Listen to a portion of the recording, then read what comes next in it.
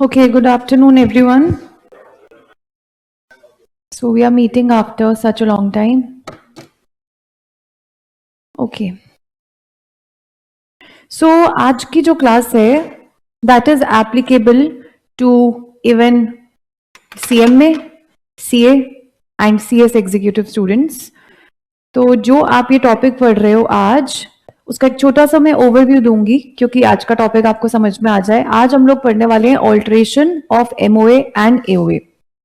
उसके लिए एक छोटा सा ओवरव्यू दूंगी कि एमओए क्या होता है और एओए क्या होता है। Again I am telling you आज का जो टॉपिक है that is applicable to CS, CMA and CA also. ठीक है। And the name of the topic is alteration of MOA and AOA. We have so many new students I can see. So let's just understand what is AOA and MOA so that new students can also relate. आज का जो भी हम topic करने वाले हैं। Okay, सो हम पढ़ रहे हैं कंपनीज एक्ट 2013। ये लेटेस्ट एक्ट है जो गवर्न करता है किसी कंपनी को।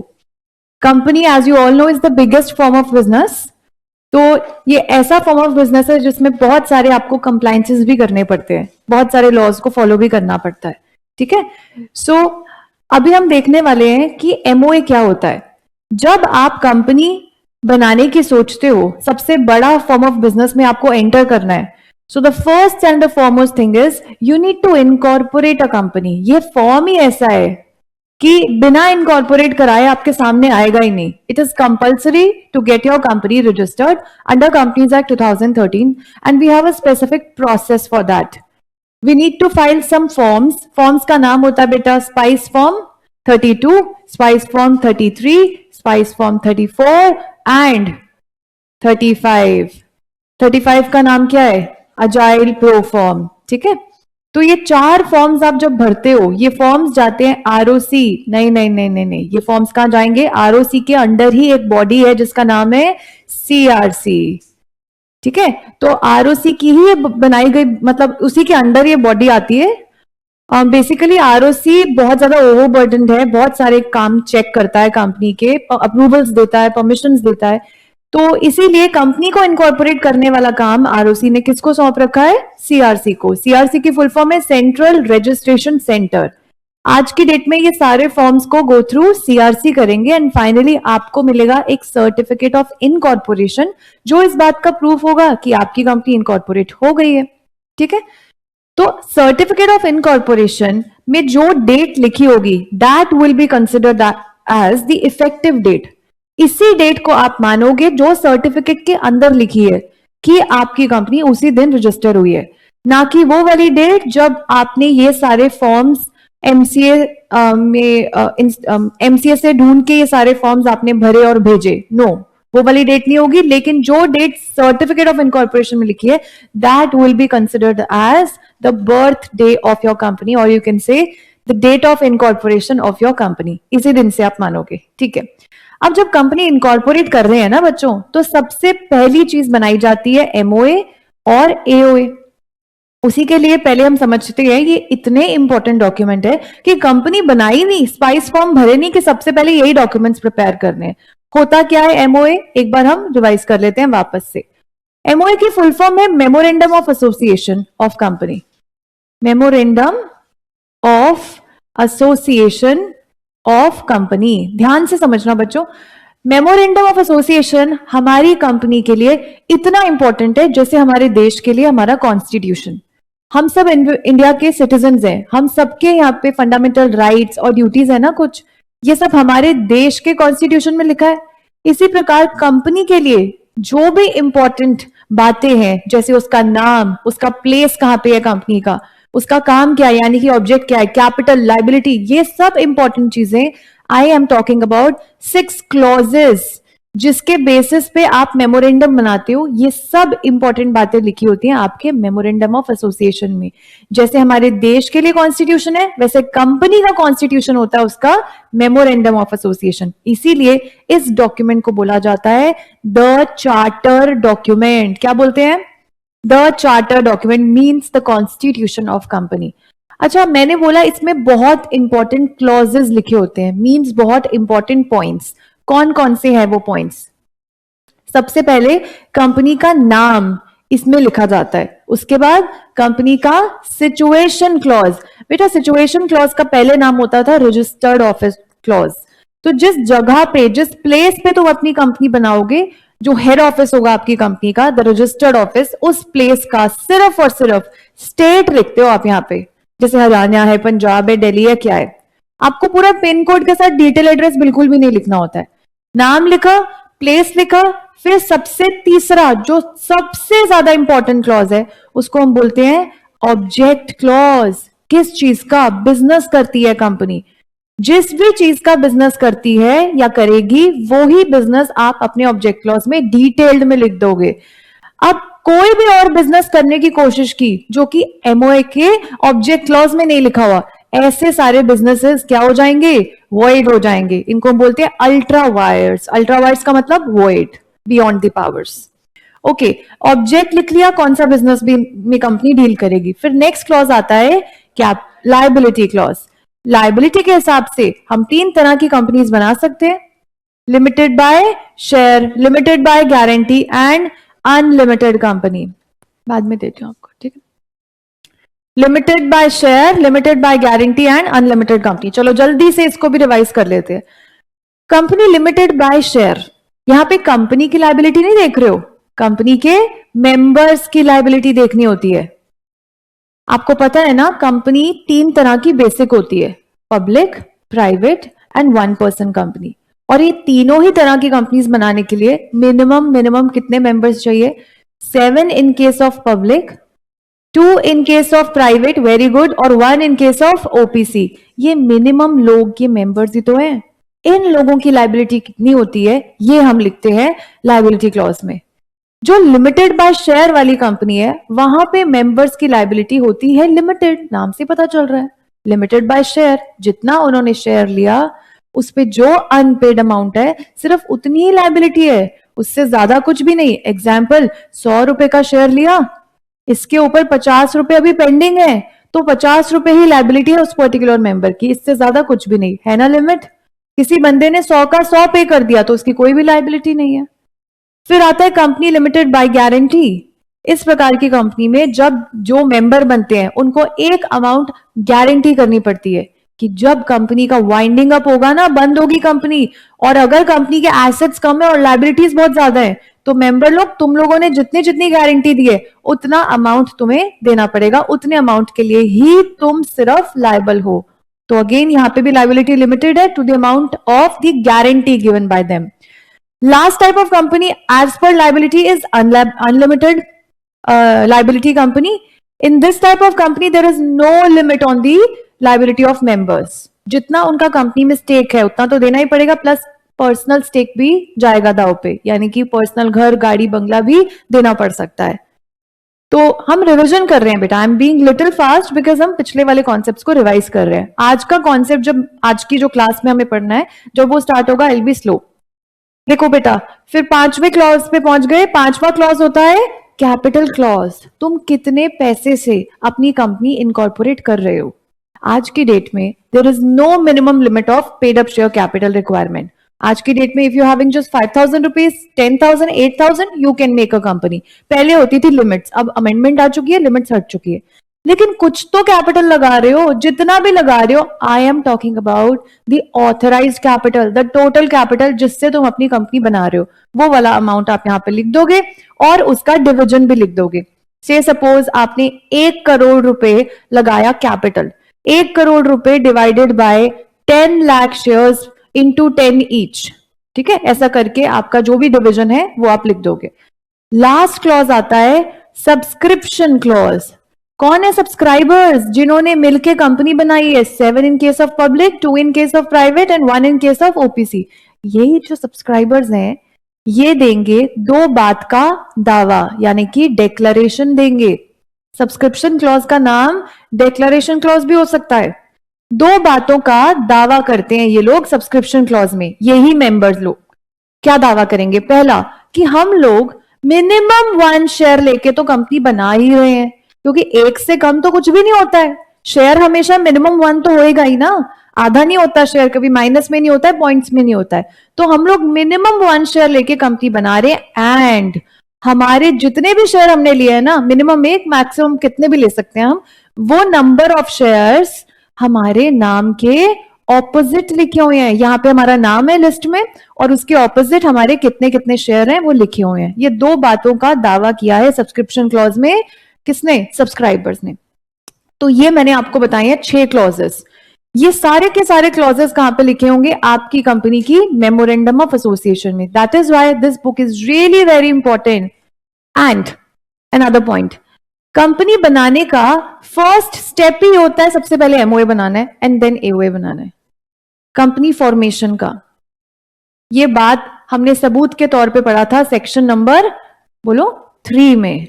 सेक्शन 3 में पढ़ा था ना, आज की डेट में पब्लिक कंपनी बनाने के लिए 7 सब्सक्राइबर्स, प्राइवेट के लिए 2 और ओपीसी के लिए 1। ये मिनिमम लोग क्या करते थे? ये मिनिमम लोग एमओए को ही तो सब्सक्राइब करके कंपनी बनाते हैं। तो एमओए सबसे पहले बनाना पड़ा, कंपनी की फॉर्मेशन से भी पहले। तभी तो एमओए पे सब्सक्राइब करेंगे, मतलब अपना नाम लिख के साइन लगाएंगे और अपने नंबर ऑफ शेयर्स लिखेंगे। तो अभी तक मैंने ये पढ़ा है कि एमओए आपकी कंपनी का कॉन्स्टिट्यूशन है। ये एक बहुत ही इंपॉर्टेंट डॉक्यूमेंट है, ठीक है। ये आपकी कंपनी के लिए चार्टर बुक बोली जाती है, ठीक है। आगे के और क्या पॉइंट्स है इसके?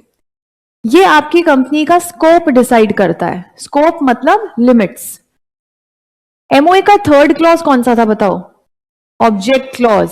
यहां पे लिखा था कंपनी का बिजनेस। यही डिसाइड करता है कंपनी का स्कोप, कितना बिजनेस कंपनी कर सकती है, कौन सा बिजनेस और कौन सा नहीं, ये सब डिसाइड करता है एमओए। तो एमओए आपकी कंपनी का, आई मीन टू से एमओए का 3rd क्लॉज डिसाइड करता है कितनी पावर्स हैं तुम्हारी कंपनी के पास, कितना स्कोप है। फॉर एग्जाम्पल आपने लिखा कि आप सिर्फ कॉस्मेटिक्स बनाते हो, तो आप सिर्फ उसी में डील कर सकते हो, आप क्लोथ्स नहीं बना सकते, शूज नहीं बना सकते, because that's not written in the object clause of the memorandum, ठीक है। तो ये स्कोप डिसाइड करता है। प्लस आगे का क्या पॉइंट्स है, ये आपकी कंपनी के लिए एक बेस है, फाउंडेशन है। इतना ज्यादा इंपॉर्टेंट डॉक्यूमेंट होता है, कंपनी का बेस है। अगर यही स्ट्रांग नहीं होगा तो कंपनी अच्छे से वर्क नहीं कर पाएगी। तो कंपनी का बेस माना जाता है, फाउंडेशन माना जाता है। लास्ट पॉइंट, ये ऐसा डॉक्यूमेंट है जो एक रिलेशन सेट करता है बाहरी दुनिया के साथ, आउटसाइड वर्ल्ड के साथ। अब कंपनी के आउटसाइड वर्ल्ड में कौन हो सकते हैं? शेयर होल्डर्स हो सकते हैं, क्रेडिटर्स हो सकते हैं, बैंकर्स हो सकते हैं। अब सोचो, ये लोग अगर हमारी कंपनी के साथ कोई कॉन्ट्रैक्ट बनाना चाहते हैं, शेयर होल्डर शेयर खरीदना चाहते हैं, क्रेडिटर्स हमें लोन देना चाहते हैं, और बैंकर भी हमें लोन देना चाहते हैं या कोई भी फैसिलिटी देना चाहते हैं, अगर ये हमारे साथ कॉन्ट्रैक्ट में एंटर होंगे, कॉन्ट्रैक्ट में एंटर होने से सबसे पहले ये क्या पढ़ के आएंगे? एमओए। तो एमओए बाहरी दुनिया के साथ रिलेशन सेट करने में हेल्प करता है। क्यों पढ़ के आते हैं ये एमओए हमारे साथ कॉन्ट्रैक्ट बनाने से पहले? एमओए कहां अवेलेबल है, कहां पढ़ेंगे? एमसीए की वेबसाइट पे सारी कंपनीज के एमओए और एओए आप पढ़ सकते हो। तो ये पढ़ेंगे, अपने आप को सेटिस्फाई करेंगे कि कंपनी कौन सी बिजनेस में डील कर सकती है, क्या कंपनी के रूल्स एंड रेगुलेशन है, सब इंफॉर्मेशन ले लेंगे, क्योंकि सब इंफॉर्मेशन एमओए और एओए में मिल जाती है। उसके बाद ही ये कंपनी के साथ कॉन्ट्रैक्ट बनाएंगे, और कभी भी ये कॉन्ट्रैक्ट बनाने के बाद फेल नहीं होंगे, ठीक है जी। तो बाहरी दुनिया के साथ जो रिलेशन सेट कर रहा है, ऐसे डॉक्यूमेंट को हम क्या बोल रहे हैं? एमओए। सो हमने रिवाइज किया अभी तक कि एमओए क्या होता है। Now it's time to have a look on the important points of articles of association. जैसे एमओए आपकी कंपनी का कॉन्स्टिट्यूशन था, आपकी कंपनी का नाम, काम, सब कुछ यही लिखा था। तो आर्टिकल्स उससे छोटी वाली बुक मानी जाती है। ज्यादा सीनियर एमओए है और जूनियर जो है वो आर्टिकल्स है। आर्टिकल्स में लिखे जाते हैं कुछ रूल्स एंड रेगुलेशंस। किसके लिए? आप ही की कंपनी के लिए। कंपनी डेली बेसिस पे कौन चलाता है? अब बोलो जो आप बोल रहे हो, डायरेक्टर्स। ओनर लोग जो होते हैं ना, वो तो इंपॉर्टेंट स्ट्रैटेजीज और पॉलिसीज बनाने में बिजी है। डेली बेसिस पे अपना काम हल्का करने के लिए, कंपनी चलाने के लिए ये किसको अपॉइंट कर देते हैं? डायरेक्टर लोग को। डायरेक्टर्स कंपनी को डेली बेसिस पे संभालते हैं और इसके बदले में क्या चार्ज करते हैं? रेम्यूनरेशन पे करनी पड़ती है उनको, ठीक है। अब रेम्यूनरेशन पे कर रहे हैं और डायरेक्टर्स डेली बेसिस पे हमारी कंपनी को मैनेज कर रहे हैं। तो डायरेक्टर्स कंपनी मैनेज करने के लिए कौन से रूल्स एंड रेगुलेशंस का पालन करेंगे? वो कहाँ लिखे हैं? डायरेक्टर्स के लिए रूल्स एंड रेगुलेशंस कहाँ लिखे हैं? आर्टिकल्स ऑफ एसोसिएशन में। हर एक कंपनी को मैनेज करने के लिए अंदर अंदर इंटरनली कुछ रूल्स एंड रेगुलेशंस होते हैं जो सिर्फ उसी कंपनी पे लागू हैं, किसी और कंपनी पे नहीं होंगे। किसी और कंपनी के अपने खुद के रूल्स एंड रेगुलेशंस है, हर एक के अलग अलग है। तो ये ऐसा डॉक्यूमेंट है जहां पे कंपनी का इंटरनल मैनेजमेंट के बारे में लिखा है। इंटरनली कंपनी के डायरेक्टर्स कैसे मैनेज करते हैं कंपनी को, कौन से रूल्स एंड रेगुलेशंस को फॉलो करके। अब जब एमओए बाहरी दुनिया के साथ रिलेशन बना रहा है तो एओए इंटरनल पीपल के साथ, इंटरनल वर्ल्ड के साथ ही रिलेशन सेट कर देता है कंपनी का।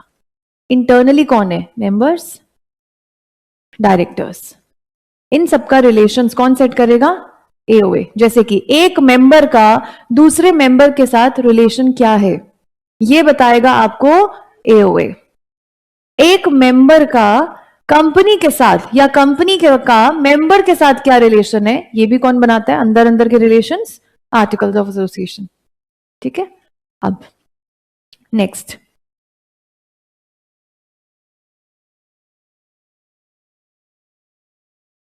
एक छोटा सा कॉन्सेप्ट रिवाइज करा रही हूं ताकि आज की क्लास और स्ट्रांगली समझ में आए आपको। लास्ट कॉन्सेप्ट है, फिर हम आज का कॉन्सेप्ट शुरू करेंगे, विच is alteration of articles of association and memorandum of association. पूरा डिटेल में करेंगे। एक कॉन्सेप्ट करा रही हूं, अल्ट्रा वायर्स। कर चुके हैं आप लोग अल्ट्रा वायर्स? बेटा अल्ट्रा वायर्स का मतलब होता है बियॉन्ड इट्स पावर्स, और बियॉन्ड द पावर कुछ भी काम करोगे तो वो वॉइड है। आप लोगों ने सीएसईटी में सबने पढ़ा है वॉइड कॉन्ट्रैक्ट क्या होता है। ऐसा कॉन्ट्रैक्ट जो यूजलेस कॉन्ट्रैक्ट है, नल कॉन्ट्रैक्ट है। ऐसे कॉन्ट्रैक्ट में आप केस भी फाइल नहीं कर सकते हो, दे आर नॉट इन्फोर्सेबल। मतलब केस फाइल करके कोई भी नहीं जीत सकता है, जो भी बना ले ऐसा कॉन्ट्रैक्ट वेस्ट है। ठीक है, आप लड़ ही नहीं सकते हो अपने हक के लिए। ओके, अब मैं आपको बताती हूं तीन चीजों में रिलेशनशिप, कंपनीज एक्ट में, एमओए में और आर्टिकल्स ऑफ एसोसिएशन में क्या रिश्ता है। Harshita Agarwal, very good afternoon. Companies act सबसे ज्यादा सीनियर है इन तीनों से। सेकंड नंबर पे आता है मेमोरेंडम, और सबसे ज्यादा जूनियर कौन है? आर्टिकल्स। जब भी आप अपनी कंपनी का एमओए ड्राफ्ट कर रहे हो, मतलब अपना नाम, अपना ऑब्जेक्ट, अपना कैपिटल, जो भी क्लॉजेस में लिख रहे हो सब कुछ, वो किसको मैच करना चाहिए? सीनियर, यानी कि कंपनीज एक्ट के अनुसार ही एमओए बनाओगे। कुछ भी ऐसा तुमने अपने एमओए में खुद ही लिख दिया जो कि कंपनीज एक्ट यानी कि लॉ में ही नहीं लिखा हुआ, तो ऐसा कोई भी पॉइंट को हम क्या बोलते हैं? Ultra vires, beyond the powers of company. ऐसी चीज को करने के लिए कंपनी के पास पावर नहीं है। ओके, जब आप अपनी कंपनी के आर्टिकल्स बनाते हो, ड्राफ्ट करते हो, अपने खुद के लिए रूल्स एंड रेगुलेशंस लिख रहे हो, तो ऐसे रूल्स एंड रेगुलेशंस एमओए को भी फॉलो करने चाहिए। कुछ भी ऐसा ना लिखो अपने आर्टिकल्स में जो कि एमओए में ना लिखा हो। एमओए से मैच करना चाहिए आर्टिकल्स, प्लस कंपनीज एक्ट से भी मैच करेगा आर्टिकल्स ऑफ एसोसिएशन। सो आपका एमओए कंपनीज एक्ट के विरुद्ध नहीं जा सकता, और आपका एओए एमओए और कंपनीज एक्ट के विरुद्ध नहीं जा सकता। In short we can say that companies act over power करता है बाकी दोनों को। सबसे बड़ा है ना, सबको ओवर पावर कर रहा है क्योंकि ये लॉ है। इसी लॉ में ही तो लिखा है कि कैसे बनाने हैं एमओए और एओए, तो इसके विरुद्ध तो कोई भी नहीं जा सकता है ना। Okay, now you are all set. आज का कॉन्सेप्ट शुरू कर रहे हैं, which is alteration of MOA and AOA. हो सकता है कुछ एक आधे पॉइंट्स मैंने करवा दिए हूं, बट दैट्स ओके। हम दोबारा से ही टॉपिक उठा रहे हैं, आर्टिकल्स को भी लेंगे और मेमोरेंडम को भी करेंगे। ठीक है, जिन भी बच्चों के पास बुक्स नहीं है दैट्स ओके, आज रिलैक्स करो। Soon you will get you books as soon as you get registered with us. ठीक है, अभी अगर आपको क्लास में कुछ भी इंपॉर्टेंट लग रहा है और आपके पास नोटबुक है तो उसमें नोट करते रहना।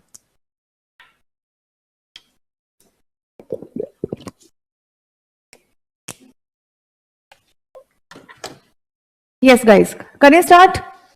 Eyes on screen everyone. Memorandum of association का सेक्शन था 4, एमओए का सेक्शन 4, आर्टिकल्स का सेक्शन 5, बट एमओए को ऑल्टर करने का सेक्शन है 13। तो सेक्शन 13 के अकॉर्डिंग कैसे हम किसी भी कंपनी के मेमोरेंडम को चेंज कर सकते हैं। चेंज करने से पहले तभी मैंने आज आपको बता दिया क्या चेंज करना है। पहले जो भी लिखा था आपने कि आपकी कंपनी का नेम क्या है, आपकी कंपनी का सिचुएशन, आप मतलब प्लेस क्या है, ऑब्जेक्ट क्या है, liability, capital and subscription clause, इनमें से किसी भी क्लॉज को आप चेंज करना है तो क्या फॉलो करोगे? सेक्शन 13। ओके, सेक्शन 13 के अकॉर्डिंग तो हम पढ़ेंगे ऑल्टरेशन का प्रोसेस क्या है, लेकिन ये बीच में छोटी सी एक डेफिनेशन पॉपअप हो रही है। सेक्शन 2 में कंपनीज एक्ट की डेफिनेशंस होती है ना, तो डेफिनेशन पढ़ लो एक बार ऑल्टरेशन की। ऑल्टर या ऑल्टरेशन का मतलब होता है कुछ भी ऐड या लेस या सब्स्टिट्यूट बोले तो चेंज करना। ऐड, लेस या कुछ भी चेंज करने को हम बोलते हैं ऑल्टरेशन। चलो, ये तो हमने मीनिंग सॉरी डेफिनेशन जान दिया, और आप सबको पता होना चाहिए डेफिनेशंस वर्ड टू वर्ड लिखनी होती है। आगे चलते हैं। अब प्रोसीजर सेक्शन 13 में, कंफ्यूज नहीं होना है, वो सेक्शन 2 क्या था, सेक्शन 2 डेफिनेशन थी, अब प्रोसेस पढ़ रहे हैं सेक्शन 13 में। ओके, सबसे पहले ये एक गोल्डन रूल जान लो आप, एक गोल्डन रूल। जब भी आपको अपनी कंपनी का एमओए चेंज करना है तो आपको एक स्पेशल रेजोल्यूशन पास करवाना होता है। See, we have some new students, तो लेट्स डिस्कस की व्हाट इज रेजोल्यूशन। रेजोल्यूशन आपकी कंपनी में जब भी कोई मीटिंग्स होती हैं तो मीटिंग्स में डिसीजन लिए जाते हैं, उन्हीं डिसीजंस को हम लीगल लैंग्वेज में रेजोल्यूशंस बोलते हैं। एंड वी हैव, कौन सी वाली मीटिंग की बात करते हैं? चलो जनरल मीटिंग की बात करते हैं पहले। एनुअल जनरल मीटिंग या एक्स्ट्रा ऑर्डिनरी जनरल मीटिंग, ये दोनों ही मीटिंग शेयर होल्डर्स की मीटिंग होती है, मालिकों की मीटिंग होती है। अब जब शेयर होल्डर्स मीटिंग में आते हैं तो इन 3 तरह के रेजोल्यूशंस वो पास करेंगे। एक होता है ऑर्डिनरी रेजोल्यूशन, एक होता है स्पेशल रेजोल्यूशन, और लास्ट होता है यूनानिमस रेजोल्यूशन। Unanimous resolution. तीनों ही रेजोल्यूशन को एक बार डिस्कस करते हैं। अगर आपकी कंपनी में किसी डिसीजन पे तब पहुंचोगे जब ओआर पास होगा। जनरली जब डायरेक्टर्स को अपॉइंट किया जाता है तो ओआर पास होता है। तो ओआर पास होने के लिए कितने % वोट चाहिए होते हैं कि आप मानोगे आपकी कंपनी में ऑर्डिनरी रेजोल्यूशन पास हुआ है? जब आपकी कंपनी में मीटिंग्स होती हैं तो उसमें जब मेंबर्स वोट करेंगे, कितना % vote? More than half, more than 50% share holders अगर यस बोल देते हैं ना तो मान लिया जाता है ओआर पास हो गया है। मोर देन 50% शेयर होल्डर्स अगर हां बोलेंगे किसी डिसीजन के लिए तो मान लिया जाता है कि वो ऑर्डिनरी रेजोल्यूशन है। स्पेशल रेजोल्यूशन, ओके, यहां पे कितने % वोटिंग होगी, सॉरी कितने % लोग वोटिंग में यस बोलेंगे कि मानोगे कि एसआर पास हुआ है? देखो, जब वोटिंग हो रही है, एग्जाम्पल लेते हैं, 100 शेयर होल्डर्स ने वोट किया, 100 शेयर होल्डर्स वोटेड, पूरा लिख दूं, इसमें से 30 शेयर होल्डर्स, पूरा लिखना पड़ेगा फिर आपको समझ नहीं आएगा, 30 शेयर होल्डर्स ने वोट किया नो के लिए कि हमें ये रेजोल्यूशन पास नहीं कराना है। आपकी कंपनी का मेमोरेंडम को चेंज करना था, सभी शेयर होल्डर्स आए, मीटिंग हो रही है, और इसमें से 100 में से 30 शेयर होल्डर्स मना कर रहे हैं कि हमें जो है मेमोरेंडम चेंज नहीं करना है। अब 30 के कंपैरिजन में अगर 3 गुना लोग, कितना हो गया? 90, अगर यस के लिए वोट कर देते तो मान लिया जाता कि कौन सा रेजोल्यूशन? स्पेशल रेजोल्यूशन पास हो गया है। ठीक है, तो आप फॉर एग्जाम्पल यहां पे अगर 10 शेयर होल्डर्स नो के लिए वोट कर रहे हैं तो 10 का 3 गुना 30 शेयर होल्डर्स भी कम से कम हाँ पास कर देंगे, हाँ के लिए वोट करेंगे, तो मान लिया जाएगा कि स्पेशल रेजोल्यूशन पास हो गया। वैसे इसको जो बच्चे डिटेल में नहीं पढ़ते हैं, सिर्फ इतना जान लेते हैं 75% शेयर होल्डर्स अगर वोट करते हैं तो मान लिया जाता है कि एसआर पास हो गया। यही याद है ना आप लोगों को? 75% का मतलब क्या है? किसका 75%? जितने लोग ना कर रहे हैं उसके कंपैरिजन में 75, यानी कि 3 गुना लोग हाँ के लिए वोट करने चाहिए। तो किस किस को लग रहा था कि हाँ यार ये मैम क्या पढ़ा रही है, ये 3 गुना क्या होता है? ओके, समझे आप लोग? Now what is unanimous? चलो आप लोगों से पूछती हूँ. हर्षिता, यूनानिमस रेजोल्यूशन क्या है बेटा? वेरी गुड, मतलब सब लोग हाँ बोलने चाहिए. Very good. जब 100% शेयर होल्डर्स, जितने लोगों ने वोट किया, सबके सबने हाँ बोला, 100% शेयर होल्डर्स ने यस बोला, तो मान लिया जाता है कि यूनानिमस रेजोल्यूशन पास हो गया है. सो तीन तरह के रेजोल्यूशन हमारी जनरल मीटिंग में पास होते हैं. बाकी बोर्ड मीटिंग में बोर्ड रेजोल्यूशन पास होता है. वहां सिर्फ मोर देन 50% का कॉन्सेप्ट चलता है हमेशा. वहां कुछ नहीं होता है ऐसा 75 या 100%. कभी कभी होता है सारे डायरेक्टर्स की हाँ चाहिए होते हैं किसी किसी पॉइंट्स के लिए. अदरवाइज मोर देन 50% डायरेक्टर्स अपनी बोर्ड मीटिंग में हाँ बोल देंगे तो बोर्ड रेजोल्यूशन पास हो जाता है. दैट्स नॉट आवर कॉन्सेप्ट, तो मैं वो अभी नहीं उठा रही हूँ. आगे चले वापस. Let's get back to the topic. किसी को नोट करना है? रह गया? हो गया सबका? नोट हो गया साथ में? चलो आगे चलते हैं फिर. जब भी आपको एमओए चेंज करना है, ओवरऑल मैंने आपको एक गोल्डन रूल बताया है कि you have to pass a special resolution. Meeting बुलाओ, शेयर होल्डर्स आएंगे मीटिंग में, एक डेट टाइम प्लेस हम सेट करेंगे, उस दिन सारे शेयर होल्डर्स आएंगे और एक स्पेशल रेजोल्यूशन पास अगर हो गया तो ही आपका मेमोरेंडम चेंज हो सकता है. First rule. आगे चलते हैं. अब एक एक पॉइंट को उठाते हैं. सबसे पहले, अगर आपको अपनी कंपनी का नेम चेंज करना है, नाम पहले लिखवाया हुआ था for example Ravi Mittal private limited. अब आपको अपनी कंपनी का नाम चेंज करना है. 2 साल बाद आपको लगा कि यार थोड़ी और ग्रोथ के लिए और एक्सपेंशन के लिए I think we think we should change the name of a company. तो क्या प्रोसेस है उसका? देखो, दो तरीके से आप अपनी कंपनी का नाम चेंज कर सकते हो. एक तो Ravi Mittal dealer word add कर सकते हो, प्राइवेट लिमिटेड वहीं रहा. या फिर ऐसे भी नाम चेंज हो सकता है. ध्यान ध्यान से सुनना, मैं लिख देती हूं. पहला नाम था रवि मित्तल प्राइवेट लिमिटेड. तो अगर इसको ऐसे चेंज करना होगा, Ravi Mittal dealers private limited, नाम चेंज हो गया, डीलर वर्ड ऐड हो गया. दूसरा और कौन सा तरीका है? रवि मित्तल लिमिटेड. मैंने प्राइवेट लिमिटेड से कौन सा वर्ड लिख दिया? लिमिटेड. तो इन दोनों में से किस तरह के चेंज के लिए आपको सेंट्रल गवर्नमेंट से भी परमिशन लेना पड़ सकता है, और किस चेंज के लिए सेंट्रल गवर्नमेंट नहीं, सिर्फ शेयर होल्डर से एसआर पास करा लो, काम चल जाएगा, सेंट्रल गवर्नमेंट के पास नहीं जाना पड़ेगा. ओके.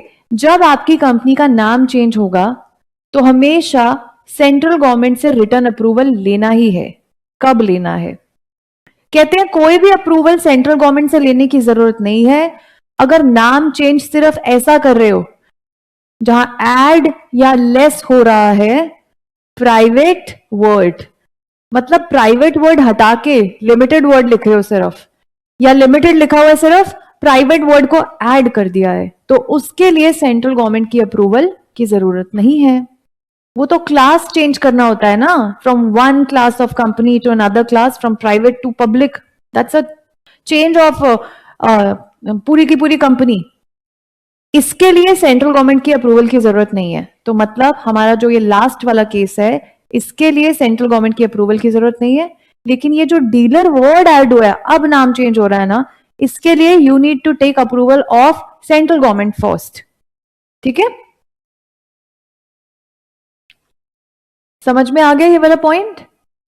अगला रूल क्या है?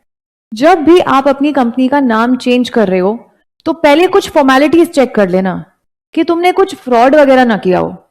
अगर तो ऐसी कोई सिचुएशन होगी कि तुमने अपनी कंपनी का एनुअल रिटर्न तो भरा ही नहीं हुआ है ना, तो आप अपनी financial statement, I mean to say जो पूरा एक बैलेंस शीट पूरा आपका भर के आप भेजते हो, जिसमें सारे अकाउंट्स आ जाते हैं, ट्रेडिंग, मैन्युफैक्चरिंग, कैश फ्लो सब है, लास्ट में बैलेंस शीट है, वो पूरा फाइनेंशियल स्टेटमेंट्स को भी आपने फाइल नहीं किया हुआ है. तीसरा फ्रॉड, आपने कुछ सिक्योरिटीज या डिबेंचर्स वगैरह कुछ इशू किए थे, ना तो उनके इंटरेस्ट रीपे किए हैं, या फिर जब वो मेच्योर हो गए थे तो उसको रीपे भी नहीं किया है. तो आपने फेल हो गए पे करने में. मेच्योर डिपॉजिट्स लोगों से लिए हुए थे, मेच्योर हो गए, डिपॉजिट्स का पैसा वापस करना था, डिवेंचर्स होल्डर्स को उनका पैसा वापस करना था, और इन दोनों के ही अगर कुछ इंटरेस्ट देने थे, इंटरेस्ट भी आपने पे नहीं किए. ये दोनों ना डेट सिक्योरिटीज हैं, पता होगा आपको, डेट इंस्ट्रूमेंट्स हैं, इनके ऊपर इंटरेस्ट जाता है. शेयर्स पे क्या आता है? डिविडेंड. डिवेंचर्स और डिपॉजिट्स पे और बॉन्ड्स पे इंटरेस्ट जाता है. तो ना तो इनका प्रिंसिपल अमाउंट आपने पे किया और ना तो इंटरेस्ट पे किया, तो ये 3 डिफॉल्ट्स होने की वजह से कंपनी अपना नाम चेंज नहीं कर पाएगी। पहले ये डिफॉल्ट्स को सही करेगी, उसके बाद नेम चेंज के लिए अप्लाई करेगी और सेंट्रल गवर्नमेंट से अप्रूवल लेगी। वन मोर टाइम, अगर आपको अपनी कंपनी का नेम क्लॉज चेंज करना है मेमोरेंडम में, तो स्पेशल रेजोल्यूशन तो पास करना ही है, गोल्डन रूल तो लगेगा ही, लेकिन उससे भी पहले सेंट्रल गवर्नमेंट की अप्रूवल लगेगी, वो भी रिटर्न में। सेंट्रल गवर्नमेंट ने हाँ बोल दिया, उसके बाद अपनी कंपनी में आप पास करोगे एक स्पेशल रेजोल्यूशन और तभी आपकी कंपनी का नाम चेंज हो सकता है। लेकिन नाम चेंज कुछ इस प्रकार से कर रहे हो कि पब्लिक से प्राइवेट में जा रहे हो, प्राइवेट से पब्लिक में, तो फिर सेंट्रल गवर्नमेंट की अप्रूवल नहीं, उसका तो प्रोसेस ही अलग है, वो कराऊंगी आपको नेक्स्ट क्लास में कि कैसे एक क्लास से दूसरी क्लास में हमें चेंज करना होता है और क्या फायदे हैं क्या नुकसान है। That's not the topic for today. Okay, जब आपने सेंट्रल गवर्नमेंट से अप्रूवल ले लिया, उसके बाद नेक्स्ट स्टेप क्या है? Entry in register of companies. SR भी पास कर लिया आपने, सेंट्रल गवर्नमेंट से अप्रूवल भी ले लिया। अब यही एसआर की कॉपी, स्पेशल रेजोल्यूशन की कॉपी हमें आरओसी को देनी होगी। तो रजिस्ट्रार को आपने आरओसी प्लस सेंट्रल गवर्नमेंट का जो अप्रूवल आया था वो दोनों साथ में एक फॉर्म में भर के आपने आरओसी को पहुंचा दिया। आरओसी उसको अपने रिकॉर्ड्स में एंटर कर लेगा और आप अपने रिकॉर्ड्स में जो भी रजिस्टर ऑफ कंपनीज के रिकॉर्ड्स बनाता है, जिसमें बहुत सारी लाखों कंपनीज के नाम लिखे हुए हैं, फॉर एग्जाम्पल दिल्ली का रजिस्ट्रार है, वो दिल्ली की सारी कंपनीज का रजिस्टर बनाता है, तो उस वाले रजिस्टर में आपकी कंपनी का नाम चेंज कर देगा और आपको दे देगा एक फ्रेश सर्टिफिकेट ऑफ इनकॉर्पोरेशन जिसमें एक नया नाम आपका लिखा होगा। और उसी डेट से, जिस दिन आपको सर्टिफिकेट फ्रेश वाला न्यू वाला मिला है, उसी डेट से आपकी कंपनी का नाम चेंज हो गया है। ठीक है, and the change in name shall be effective only on the issue of such certificate। इसी में जो डेट लिखी होगी, शायद मैंने लास्ट क्लास में आपको एक बात बताई थी कि जब भी कंपनी अपना नाम चेंज करती है तो उसको अपने नए नाम के साथ साथ पुराने वाला नाम भी 2 साल तक हर डॉक्यूमेंट पे लिखना होता है, ताकि जो भी हमारे क्लाइंट्स एंड कस्टमर्स है जो पुराने वाले नाम से हमें जानते थे वो अवेयर हो जाएं। अगले 2 साल तक का इनफ टाइम होता है उनको जानकारी देने के लिए कि हमारा नाम चेंज हो गया है। 2 साल के बाद आप सिर्फ नया वाला नाम लिख सकते हो हर जगह पे, लेकिन ये कंपलसरी है। जब भी कोई भी कंपनी अपना नाम चेंज करती है 2 सालों तक नया ऊपर लिखोगे और नीचे ब्रैकेट में ओल्ड नेम, हर जगह पे किसी भी डॉक्यूमेंट, पेपर, बुक, हर जगह जहां जहां भी कंपनी का नाम है ओल्ड वाला भी साथ में लिखा होगा नीचे ब्रैकेट में। ठीक है, फॉर द नेक्स्ट 2 years। तो इस तरह से आप अपनी कंपनी का नाम चेंज करोगे। एसआर तो पास करना ही है, लेकिन उससे पहले सेंट्रल गवर्नमेंट का अप्रूवल, उसके बाद एसआर पास करना जनरल मीटिंग में। एसआर पास जब हो जाएगा उसके बाद आरओसी को एक फॉर्म भर के एसआर की कॉपी प्लस आपकी जो सेंट्रल गवर्नमेंट की अप्रूवल की कॉपी थी वो दोनों अटैच करके आरओसी को भेज देंगे। आरओसी उसको अपने रिकॉर्ड्स में एंटर कर लेगा चेंजेस को और आपको प्रोवाइड कर देगा एक फ्रेश सर्टिफिकेट ऑफ इनकॉर्पोरेशन, और इस दिन से आपका नाम चेंज हो गया है। नेक्स्ट कॉन्सेप्ट, अगर आपको अपनी कंपनी का रजिस्टर्ड ऑफिस चेंज करना है तो ये थोड़ी देर के लिए रुक जाओ, क्योंकि इसका मैं पूरा डिटेल प्रोसेस आज आपको कराऊंगी कि कैसे रजिस्टर्ड ऑफिस चेंज करना है। एक स्टेट के अंदर अंदर चेंज करना है, लोकल एरिया भी चेंज नहीं होगा, आरडी चेंज हो जाएगा, ठीक है, या फिर एक स्टेट से दूसरे स्टेट में जाना है, तो हर तरीके के चेंजेस बताऊंगी मैं आज को, पूरा डिटेल प्रोसेस इसके बाद करेंगे। इसको थोड़ी देर के लिए छोड़ देंगे।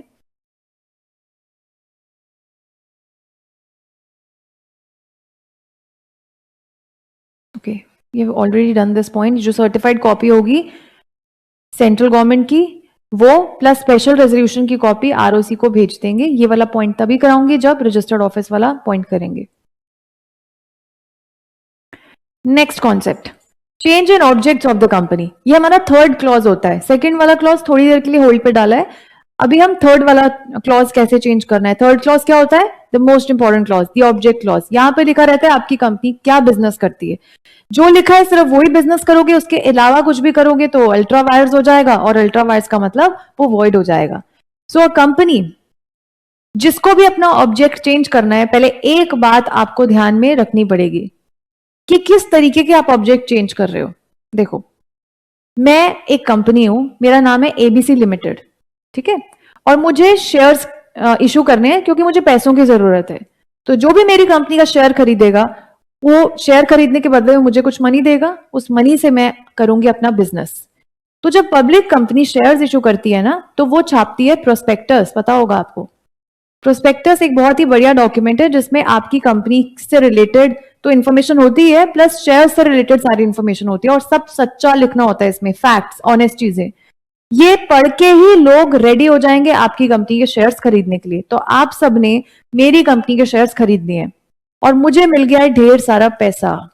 इस पैसे से मैं कर रही हूं अपना बिजनेस। कौन सा बिजनेस? वही बिजनेस जो मैंने आप लोगों को दिखाया था प्रोस्पेक्टस में। प्रोस्पेक्टस पढ़ रहे थे ना जब तुम लोग शेयर खरीदने से पहले, तो तुमने देखा था कि हम जब पैसे देंगे एबीसी लिमिटेड को, एबीसी लिमिटेड वो पैसा कौन से पर्टिकुलर बिजनेस में यूज करेगा। ठीक है, मैंने तुम्हें एक पर्टिकुलर बिजनेस दिखा के पैसा तो ऐंठ लिया तुमसे, लेकिन अभी तक वो वाला पैसा उस पर्टिकुलर बिजनेस में पूरी तरीके से यूटिलाइज नहीं हुआ, खत्म नहीं हुआ है वो, अभी आधा अधूरा है, अभी वो बिजनेस भी चल रहा है और मैं वही वाला बिजनेस चेंज करना चाहती हूँ। मतलब मैं जो ऑब्जेक्ट दिखा के, जो बिजनेस दिखा के तुमसे पैसा ले रही थी, वो अभी पैसा उस बिजनेस में यूज नहीं हुआ एंड बीच में ही I want to change my objects. तो मुझे क्या करना पड़ेगा? तुम लोगों से ही परमिशन लेनी पड़ेगी। ठीक है, तो अब उसका क्या प्रोसेस है? अ कंपनी जिसने पैसा रेज किया है जनता से प्रोस्पेक्टस दिखा के, और प्रोस्पेक्टस में ऑब्जेक्ट क्लॉज पढ़ा था उन्होंने, ऑब्जेक्ट्स लिखे हुए थे, और वो पूरा पैसा अभी तक अनयूटिलाइज्ड है, फिर भी कंपनी अपने ऑब्जेक्ट्स चेंज कर सकती है। तो अगर उसको अपने ऑब्जेक्ट चेंज करने हैं तो शैल नॉट चेंज उस ऑब्जेक्ट्स जब तक, मतलब एक कंडीशन है, करना चाहो तो कर सकते हैं। वैसे तो जनरल रूल है नहीं करने, पहले पूरा पैसा यूटिलाइज कर लो, लोग भी सेटिस्फाई हो जाएंगे, यार हमारा दिया हुआ पैसा जो दिखा रहे थे जिस बिजनेस में यूज करेंगे वो अच्छे से यूज हो गया, अब कर लें अपने ऑब्जेक्ट्स चेंज। लेकिन अगर बीच में ही चेंज करनी है तो आपको पास करवाना होगा इन्हीं शेयर होल्डर्स से एक स्पेशल रेजोल्यूशन। तुम ही लोग मेरी कंपनी में एक स्पेशल रेजोल्यूशन पास करोगे तो ही मैं वो ऑब्जेक्ट चेंज कर सकती हूँ। अब ये वाला स्पेशल रेजोल्यूशन मैं जरूरी नहीं कंपनी में आके तुम्हें बुला के करवाऊं, इसके लिए अलाउड होता है कि हम पोस्टल बैलेट से भी रेजोल्यूशंस पास करा सकते हैं। Now what is postal ballot? Again a new term for you. Postal ballot का मतलब है घर बैठ के रेजोल्यूशन पास कराना without any actual meetings, virtual meetings बोल सकते हैं हम इसको, वर्चुअल मीटिंग भी नहीं, विदाउट एनी मीटिंग। आप लोग घर पे रहोगे, आपको नोटिस भेजूंगी मैं जनरल मीटिंग का, और उसी नोटिस के साथ साथ आपको आएगा एक ड्राफ्ट ऑफ रेजोल्यूशन। फाइनल नहीं है रेजोल्यूशन, ड्राफ्ट ऑफ रेजोल्यूशन। उसमें लिखा होगा कि मेरी कंपनी अपने ऑब्जेक्ट्स को चेंज करना चाहती है, वो पूरा लैंग्वेज प्रॉपर में मैंने एक रेजोल्यूशन ड्राफ्ट किया है सिर्फ। नोटिस के साथ आपको वो आ गया है ड्राफ्ट, और उसके साथ एक बैलेट पेपर भी है, खाली बैलेट पेपर। वो रेजोल्यूशन पढ़ने के बाद आप उस बैलेट पेपर पे अपना यस या नो लिखकर मेरी कंपनी को वापस से पोस्ट कर दोगे। पोस्टल बैलेट है ना, तो पोस्ट मैंने भी किया और आपने भी अपना जवाब मुझे पोस्ट कर दिया। आपके जितने भी जो भी जवाब आए होंगे मेरी कंपनी के स्क्रूटनाइजर्स, यानी कि कुछ लोग को मैं हायर करती हूँ जो एक्सपर्ट होते हैं वोट्स को काउंट करने के लिए। स्क्रूटनाइजर्स क्या करते हैं? उन वोट्स को काउंट करते हैं। काउंट करने के बाद, बेटा ये अब सोच रहे होगे कि मैम ये पूरी स्टोरी बता रही है, कहाँ लिखी हुई है, ये जब एजीएम वाला चैप्टर पढ़ेंगे ना तो उसमें पूरा प्रोसेस है, अभी समझा रही हूँ ताकि आज का टॉपिक समझ में आ जाए। तो स्क्रूटनाइजर्स फिर वोट को काउंट करते हैं और फाइनली अनाउंस कर देते हैं कि स्पेशल रेजोल्यूशन पास हुआ है या नहीं।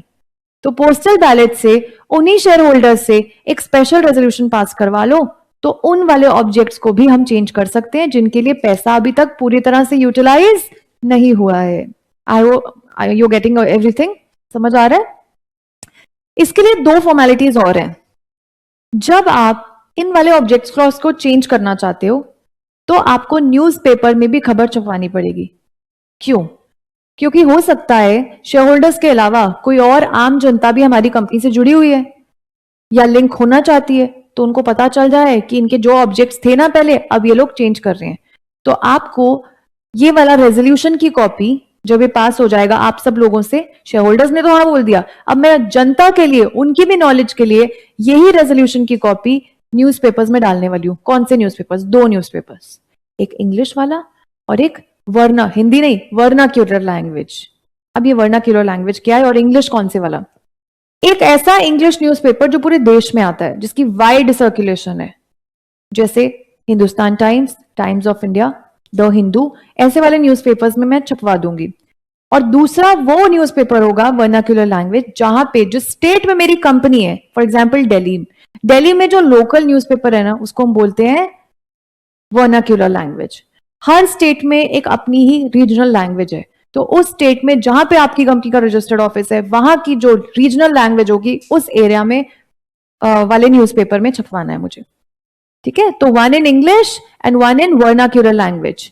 ऐसे वाले न्यूज़पेपर्स जिनकी वाइड सर्कुलेशन है उस प्लेस में जहां पे आपकी कंपनी का रजिस्टर्ड ऑफिस है, और साथ ही साथ दो न्यूज़पेपर्स के साथ साथ आपको ये खबर छपवानी होगी अपनी कंपनी की वेबसाइट पे भी, क्योंकि कुछ लोग अगर न्यूज़पेपर नहीं पढ़ रहे हैं तो हो सकता है कंपनी की वेबसाइट पढ़ के जानकारी ले लें कि ये कंपनी तो अपने ऑब्जेक्ट क्लॉज चेंज कर रही है, और कोई ऑब्जेक्शन भी कर सकता है बीच में।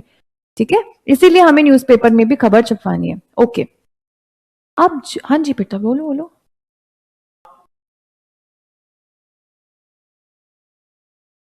नहीं, दैट्स फ्रॉड ना, कंपनी खुद क्यों रेजोल्यूशन पास करेगी? शेयर होल्डर्स से करवाया ना रेजोल्यूशन पास। हम्म, हाँ, काउंट कंपनी कर रही है। बेटा कंपनी कुछ भी फ्रॉड करती है, कोई भी बात बाद में ऐसी सामने आएगी तो वो रेजोल्यूशन ही रद्द हो जाएगा, वॉइड हो जाएगा। तो ऐसी पहले तो ऐसी कोई चीजें होंगी नहीं, होती होंगी अंदर अंदर होती है। आई am a company secretary, I know अंदर अंदर चलती है ऐसी चीजें, बट जब सामने आती है तो फिर पेनल्टीज देनी पड़ती है। ठीक है, सो योर क्वेश्चन इज कि मैम अगर कंपनी के अंदर अंदर ही वो रेजोल्यूशन पास कर दें तो आगे बोलो, फिर क्या पूछना चाहते हो? बेटा रेजोल्यूशन का ड्राफ्ट है ये। हाँ, कंपनी कर रही है, यस। यस बिल्कुल। हाँ जी, कंपनी को चेंज करना है तो वो वोटिंग चेंज कर सकते हैं। हाँ, कर, if they want they can. अंदर अंदर मैं बोल रही हूँ बहुत सारी चीजें चलती है। आई एम अ कंपनी सेक्रेटरी, हमें भी बहुत सारे डॉक्यूमेंट्स बनाने पड़ते हैं, बट जब सामने आती है तो चीजें फिर फ्रॉड पकड़े जाते हैं। And mark my words, you are a company secretary, never do that, because आपके सिग्नेचर लग रहे हैं, आईसीएसआई आपके सिग्नेचर को देख रहा है, और कोई सीएस छोड़ो, सीएस ये जितने भी प्रोफेशनल्स अपने कहीं पे भी सिग्नेचर लगा रहे हैं, अगर पकड़े गए तो आपका जो मेंबरशिप नंबर है वो ब्लॉक कर दिया जाएगा। ओके, तो अंदर चीजें चलती है बेटा, ऐसा हो सकता है, ये पॉसिबिलिटी है, भारी भरकम हो सकती है ऐसी चीजें, बट दैट्स ओके। अभी कॉन्सेप्ट वाइज हम पढ़ रहे हैं, बट ये हम जो भी पढ़ रहे हैं लीगली होना चाहिए, मुझे तो लीगली पढ़ाना है। ठीक है, नेक्स्ट। सो कंपनी की वेबसाइट पे भी ये बात छपेगी, ताकि जनता में भी अगर कोई भी पर्सन इसको पढ़ रहा है वो अपना ऑब्जेक्शन रेज कर सकता है, उनको अलाउड है। ऑब्जेक्शन ही तो चाह रहे हैं हम कि किसी को कोई प्रॉब्लम ना हो कि हम अपना ऑब्जेक्ट क्लॉज चेंज कर रहे हैं। दूसरा, वेबसाइट ना देख के वो न्यूज़पेपर्स में भी देख सकते हैं कोई जनता। अब जो आपने रेजोल्यूशन पास करवाया अपने शेयर होल्डर्स से, जब रेजोल्यूशन पास कर रहे थे, कम से कम 10% शेयर होल्डर्स ऐसे हैं जो ना बोल रहे हैं। कम से कम 10% तो वो लोग होने ही चाहिए, तभी आप उनको बोलोगे डिजेंटिंग शेयर होल्डर्स। डिजेंटिंग, अगर ये सिर्फ मात्र 8 या 9% शेयर होल्डर्स हैं टोटल शेयर होल्डर्स में से जिन्होंने ना बोला है, तो हम उनको किसी कैटेगरी में रखते नहीं है, उनका वोट काउंट नहीं होगा। लेकिन कम से कम 10% आप लोग हो जो ना कर रहे हो, then you will be considered as dissenting shareholders. अब इनके पास भी एक हक है। अगर ये कम से कम 10% है और ये चाह रहे हैं कि यार हमने तो ना के लिए वोट किया है, तो डिजेंटिंग शेयर होल्डर्स द्वारा सेबी ने हमें ये बोला है कि उनको एक एग्जिट अपॉर्चुनिटी दी जाएगी कि आप अपने शेयर्स छोड़ सकते हैं सर, क्योंकि स्पेशल रेजोल्यूशन पास हो चुका है। अब ऑब्जेक्ट क्लॉज तो चेंज होके रहेंगे, यही कंपनीज एक्ट का कहना है कि स्पेशल रेजोल्यूशन के बाद अपने ऑब्जेक्ट क्लॉज को चेंज कर सकते हो। 100% रेजोल्यूशन की तो जरूरत थी नहीं, तो आप कम से कम 10% हो, आपकी कंपनी के promoters and the other share holders are giving you the right, you can take the exit, आपको एग्जिट अपॉर्चुनिटी दी जा रही है। ठीक है, और उसके रूल्स क्या होंगे? The rules specified by securities and exchange board of India, SEBI. SEBI पूरी कैपिटल मार्केट का एक रेगुलेटर है। ठीक है, पूरा पॉइंट समझ में आया आप लोगों को? ये डिजेंटिंग शेयर होल्डर्स के बारे में ना, जो हमारा इससे अगले से अगला चैप्टर चलेगा, मेंबर्स एंड शेयर होल्डर्स, इनके और भी बहुत बड़े बड़े राइट्स हैं, ये उस चैप्टर में हम पढ़ेंगे। अभी let's move on to the next point which is point number 10। Registrar to certify the registration on the alteration of the objects. अभी अभी आपने अपनी कंपनी के अंदर अंदर एक पोस्टल बैलेट से स्पेशल वाला रेजोल्यूशन पास करवा के अपने ऑब्जेक्ट क्लॉज को चेंज किया है। अब यही ऑब्जेक्ट क्लॉज, जो न्यू ऑब्जेक्ट क्लॉज है, वो प्लस यही स्पेशल रेजोल्यूशन की कॉपी आप भेजने वाले हो रजिस्ट्रार को फाइनल स्टैंप के लिए। उनका अप्रूवल चाहिए आपको, तभी माना जाएगा कि ऑब्जेक्ट क्लॉज चेंज हुए हैं। तो आपने भेजा एक फॉर्म भर के रजिस्ट्रार को, रजिस्ट्रार अपने पास उन ऑल्ट्रेशंस को सर्टिफाई कर लेगा। सर्टिफाई मतलब अपने रिकॉर्ड्स में उस बात को दर्ज कर लेगा, ठीक है। Registrar shall register any alteration and certify the registration within 30 days from the date of filing of special resolution. मतलब जब आपने आरओसी को भेजा है, आरओसी 30 days के अंदर अंदर उसको अपने पास सर्टिफाई कर लेगा, मींस उसको अपने पास दर्ज कर लेगा, अप्रूवल दे देगा, तो माना जाएगा आपकी कंपनी के ऑब्जेक्ट क्लॉज चेंज हो गए हैं इस स्टेप के बाद। ओके, अब जब फाइनली आपने अपने मेमोरेंडम को चेंज कर ही दिया है, यस बोलो, डिसेंट, हाँ पूछो पूछो।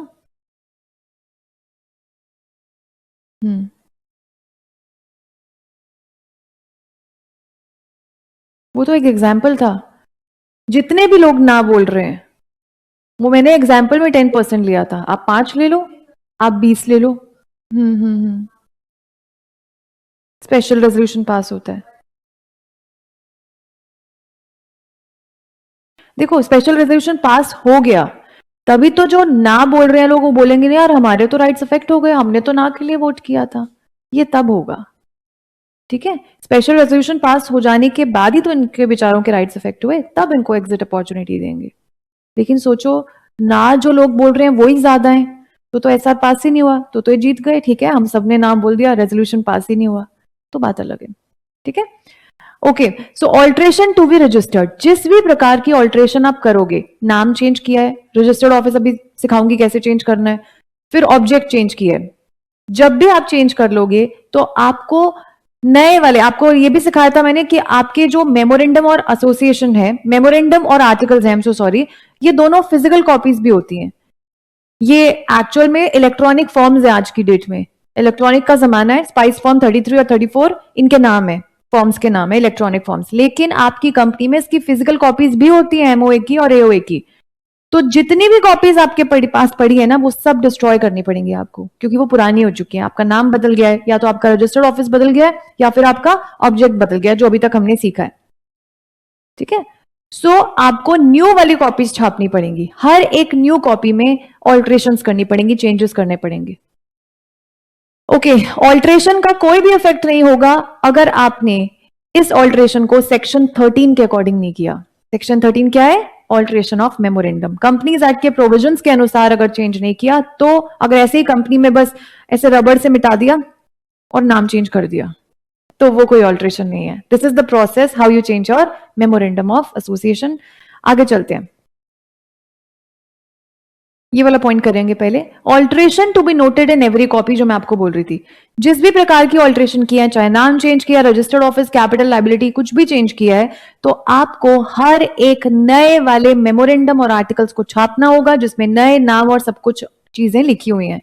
अगर आपने इस बात में डिफॉल्ट किया, पुरानी वाली कॉपी ही अभी भी डिस्ट्रीब्यूट करते जा रहे हो, जैसे नाम चेंज हो गया, आरओसी का भी न्यू सर्टिफिकेट ऑफ इनकॉर्पोरेशन आ गया, और तुम्हारे पास कम से कम पुराने वाले एमओए की 100 कॉपीज पड़ी थी आपके वेयर हाउस में, तो आपकी कंपनी में कोई क्रेडिटर आता है और मांगता है कि मैं तुम्हारी कंपनी को लोन तभी दूंगा, एक बार मुझे एमओए दे दो, मैं सारे आपके क्लॉजेस पढ़ लेता हूँ, सेटिस्फाई होऊंगा, उसके बाद मैं लोन देने के लिए रेडी हूं। तो आपने क्या किया, वेयर हाउस में से पुराने वाला एमओए उठा के उसको दे दिया और बोल दिया कि सर ये ना पुराने वाला ले लो, अभी वैसे तो हमारा नाम चेंज हो गया, लो पेन से चेंज करके दे देते हैं, जब नई कॉपी आएगी आपको दे देंगे। तो आपने डिफॉल्ट किया है।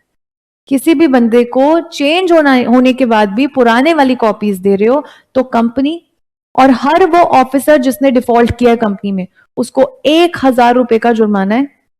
किस चीज पे?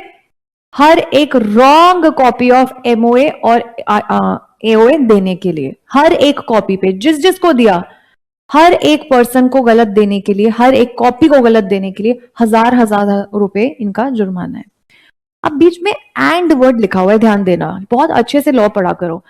एंड वर्ड लिखा हुआ है मतलब कंपनी तुम्हें अलग 1000 रुपए देने पड़ेंगे, और जिस ऑफिसर ने गलत काम किया है, जिसने ये इशू किया है पुराने वाला एमओए, उसको अलग 1000 रुपए अपनी जेब से देने पड़ेंगे। दोनों की है penalties. Okay, so this is the process of alteration of memorandum of association. एक छोटा सा पॉइंट पॉपअप हो रहा है बीच में, to be honest not very important, but एक बार गो थ्रू जरूर करेंगे। जब आपकी कंपनी लिमिटेड बाय गारंटी है and which is also not having share capital, ये शेयर्स इशू नहीं करती, जनरली ये कंपनी चैरिटी, डोनेशंस, इस तरह के कामों के लिए बनाई जाती है। This is not section 8 company, but not for profit company हो सकती है ये। प्रॉपरली सेक्शन 8 कंपनी जो आप सेक्शन 8 कंपनी के रूप में बनाते हो, वो नहीं कह रही हूं मैं, है ये पब्लिक ही प्राइवेट, और पब्लिक या private he, but mostly limited by guarantee वाली कंपनी इस तरह इसलिए बनाई जाती है। सो है ये कंपनी लिमिटेड बाय गारंटी और शेयर्स भी इशू नहीं करती, तो शेयर होल्डर्स तो नहीं है ना यहाँ पे, because it is not issuing shares. तो सारे राइट्स किसके होंगे? गारंटर्स के, I mean to say the members. जो मेंबर्स हैं वही तो गारंटी देते हैं। 7 in case of public, 2 in case of private and 1 in case of OPC, ये लोग गारंटी देते हैं। They are called as the members of the company. तो आपकी कंपनी का ऑल्ट्रेशन के बाद, कौन सी वाली कंपनी है? Limited by guarantee, not having share capital. तो ऑल्ट्रेशन के बाद को मतलब इस तरीके से आप इस कंपनी को ऑल्टर कर रहे हो कि आपकी कंपनी के जो भी डिविजिबल प्रॉफिट्स हैं वो किसी और को जाएंगे और मेंबर्स को नहीं जाएंगे। पहला हक किसका होता है ऐसी वाली कंपनी में प्रॉफिट्स मिलने का? मेंबर्स का, गारंटर्स का, क्योंकि शेयर होल्डर्स तो है नहीं है, किस में बटेगा? मेंबर्स में बटेगा, जिन्होंने गारंटी दी है, वही तो सबसे इंपॉर्टेंट लोग हैं यहाँ पे। तो उन्हीं को जाता है सारा डिविजिबल प्रॉफिट्स। तुम कोई ऐसा ऑल्ट्रेशन कर रहे हो अपने मेमोरेंडम में या आर्टिकल्स में कि इस वाली कंपनी में मेंबर्स को ना जाए, किसी और को चला जाए, तो ऐसी सारी ऑल्ट्रेशंस क्या मानी जाएंगी? वॉइड। इस तरह की कंपनी में ऐसी वाली कोई भी ऑल्ट्रेशंस नहीं कर सकते कि मेंबर्स को नहीं जाएगा डिविजिबल प्रॉफिट्स, किसी भी और पर्सन को जा रहा है, दैट और particular alteration will be considered as void. छोटा सा पॉइंट था, नॉट वेरी इंपॉर्टेंट, बट हमने कवर कर लिया है। चलो, आर्टिकल्स ऑफ एसोसिएशन को भी कैसे ऑल्टर करना है एक बार ये देखेंगे। इसमें एक बड़ा इंपॉर्टेंट पॉइंट आएगा। आपको पता है ना मैंने क्या बताया था, प्राइवेट कंपनी की डेफिनेशन में क्या होता है? RLP। कैसे पता लगाओगे कि कोई कंपनी पब्लिक है या प्राइवेट है?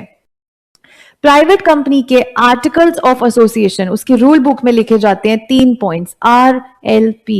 R stands for restriction, L stands for limitation and P stands for prohibition। Restriction किस चीज का है? शेयर को इजीली ट्रांसफर नहीं करने देंगी, थोड़ी रिस्ट्रिक्शंस के साथ ट्रांसफर करने देंगी। So shares are not freely transferable in case of private company. देखो शेयर्स का तो नेचर ही है ट्रांसफर होना, वो तो होना ही है, मूवेबल नेचर होता है शेयर्स का। तो बस फर्क ये है, पब्लिक कंपनी फ्रीली ट्रांसफर करने देती है, कोई रिस्ट्रिक्शंस नहीं लगाती, और प्राइवेट कंपनी कुछ रिस्ट्रिक्शंस लगाती है, उन रिस्ट्रिक्शंस के साथ ही ट्रांसफर हो सकते हैं। जो भी लोग शेयर्स खरीदेंगे प्राइवेट कंपनी का, उनको पता है यार हम किसको ट्रांसफर कर रहे हैं तो रिस्ट्रिक्शंस लगानी पड़ेंगी, फॉलो करनी पड़ेंगी।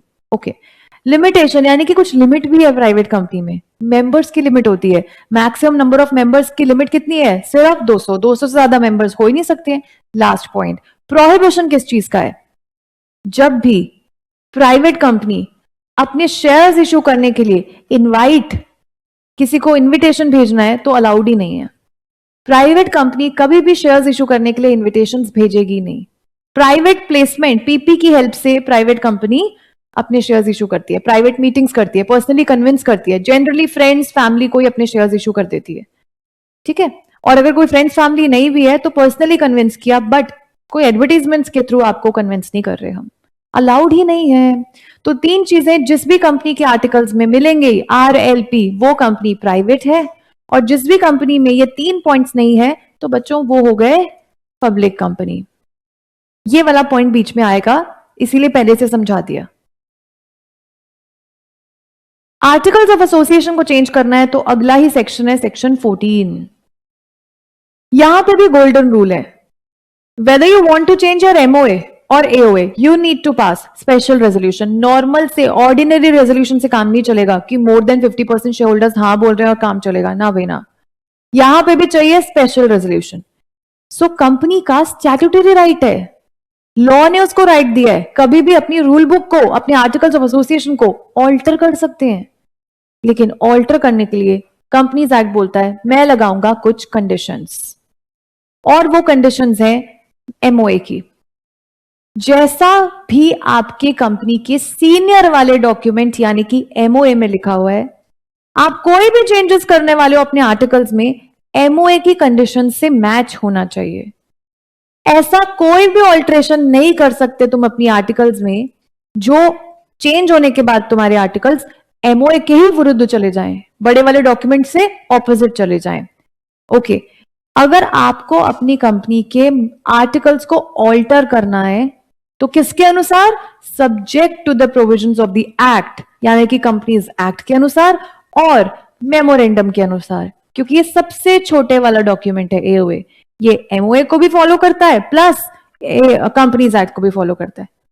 कुछ भी ऐसे चेंजेस आप कर ही नहीं सकते कि आपका चेंज होने के बाद एओए इन दोनों के विरुद्ध चला जाए, इन दोनों से मैच ही करना चाहिए हमेशा। सेक्शन 14 सबसेक्शन 1 ये बताता है subject to the provisions of this act and conditions if any company by the process of special resolution can change articles. मतलब वो बात तो है ही, इसलिए मैंने रिपीट नहीं की। एक्ट को भी ध्यान में रखना है, एमओए को भी ध्यान में रखना है, लेकिन एक गोल्डन रूल फॉलो करना ही है, स्पेशल रेजोल्यूशन पास करना है, उसके बाद ही आप अपनी आर्टिकल्स में कोई ऑल्ट्रेशन कर सकते हो। सोचो कोई ऐसा ऑल्ट्रेशन है प्राइवेट कंपनी में, आरएलपी को हटा रहे हो तो वो प्राइवेट से क्या बन गई? पब्लिक। और कोई ऐसा ऑल्ट्रेशन है कि किसी भी पब्लिक कंपनी में आरएलपी को ऐड कर रहे हो तो वो पब्लिक से क्या बन गई? Private. Okay, alter its articles including alteration. Alteration में ऐसे वाले प्रोसेस भी अब आप करेंगे जहां पे effect of conversion of a private company into public और पब्लिक इनटू प्राइवेट। और ये कब होगा? आरएलपी को हटा के या डाल के एक कंपनी दूसरी कंपनी में कन्वर्ट हो सकती है। ओके, जो भी चेंज करना है सबसे पहला रूल स्पेशल रेजोल्यूशन, तभी आप अपने आर्टिकल्स को चेंज कर सकते हो। अब यही वाला रूल थोड़ा डिटेल में पढ़ेंगे। प्राइवेट कंपनी को अगर पब्लिक कंपनी में ट्रांसफर होना है तो नीचे पूरा रूल तुम्हें पढ़ने की जरूरत नहीं है, खुद सोचो। प्राइवेट कंपनी पब्लिक कब बनेगी? जब 3 रिस्ट्रिक्शंस हटा दोगे या डाल दोगे? रिमूव कर दो, हटा दो आरएलपी, फ्रीली ट्रांसफर होने दो शेयर्स को, maximum number of limit members की लिमिट कुछ भी मत रहने दो, अनलिमिटेड, एंड इनवाइट भेज सकते हैं अब अपने शेयर होल्डर्स को, तो पब्लिक बन गई। सोचो पब्लिक से प्राइवेट कैसे आएगी? ऐड कर दो, ठीक है। तो ऐड करके कहां गया point? Where a company being a private company alter कर रहे हैं अपने आर्टिकल्स को इस तरीके से कि आपके आर्टिकल्स में बिल्कुल भी रहेंगे ही नहीं, no longer include these restriction limitation, तो वो बन जाएगी पब्लिक कंपनी, ठीक है। और इसी तरह से आप पब्लिक से प्राइवेट, प्राइवेट से पब्लिक पे आ सकते हो। लेकिन एक रूल है, जब कोई पब्लिक कंपनी प्राइवेट कंपनी में कन्वर्ट कर रहे हो, public company is considered as a big company as compare to private company, क्योंकि यहां पे थोड़े से कंप्लायंसेस ज्यादा होते हैं। प्राइवेट कंपनी लोग तभी बनाते हैं कि थोड़ी सी छूट मिल जाती है, कंप्लायंसेस थोड़े से कम फॉलो करने पड़ते हैं। तो सोचो कोई पब्लिक कंपनी प्राइवेट कंपनी में आ रही है तो परमिशन तो चाहिए होगा ना सेंट्रल गवर्नमेंट का। एक एप्लीकेशन भरनी पड़ेगी, एप्लीकेशन अप्रूव करेंगे जब सेंट्रल गवर्नमेंट, तो ही पब्लिक कंपनी को प्राइवेट कंपनी में कन्वर्ट कर सकते हैं। लेकिन प्राइवेट से पब्लिक में जाना है तो सेंट्रल गवर्नमेंट की अप्रूवल की जरूरत नहीं है। अच्छा, ऐसे ही सेंट्रल गवर्नमेंट का अप्रूवल एक और जगह आज पड़ा है, बताओ कहां पे? क्या चेंज कर रहे थे? Name clause. किस तरह से नाम चेंज कर रहे थे? एग्जाम्पल बोलो। Ravi Mittal dealer word add किया ना, तो सेंट्रल गवर्नमेंट का अप्रूवल चाहिए। ओके, और यहां पे जब पब्लिक से प्राइवेट में आ रहे हैं, आर्टिकल्स इस तरह से चेंज कर रहे हैं कि पब्लिक से प्राइवेट बन जाएगी, तो स्पेशल रेजोल्यूशन तो पास करना ही है, लेकिन उससे भी पहले सेंट्रल गवर्नमेंट से रिटर्न एप्लीकेशन डाल के एक अप्रूवल लेना है। हाँ बेटा बोलो।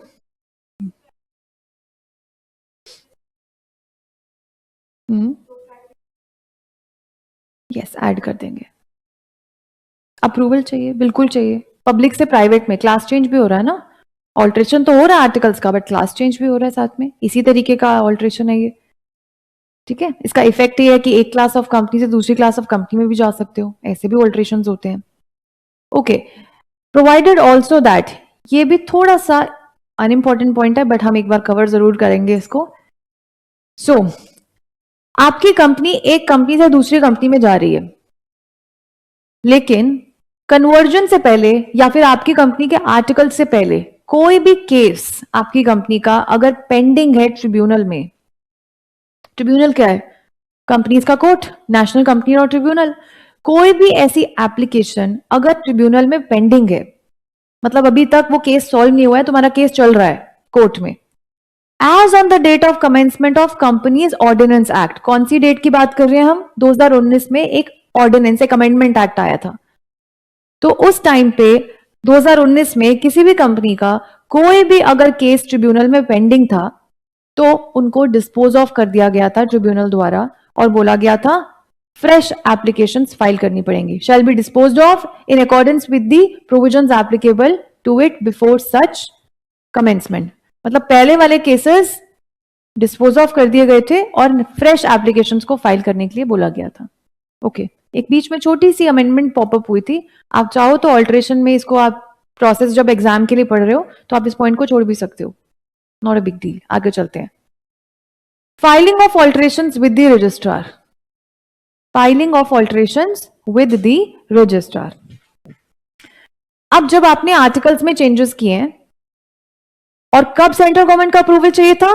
जब पब्लिक से प्राइवेट में आ रहे थे, तो सेंट्रल गवर्नमेंट की अप्रूवल की कॉपी, नए वाले आर्टिकल्स की कॉपी, और एक ऐड करना स्पेशल रेजोल्यूशन की कॉपी, ये सब तीनों चीजें फाइल कर देना, सबमिट कर देना आरओसी को।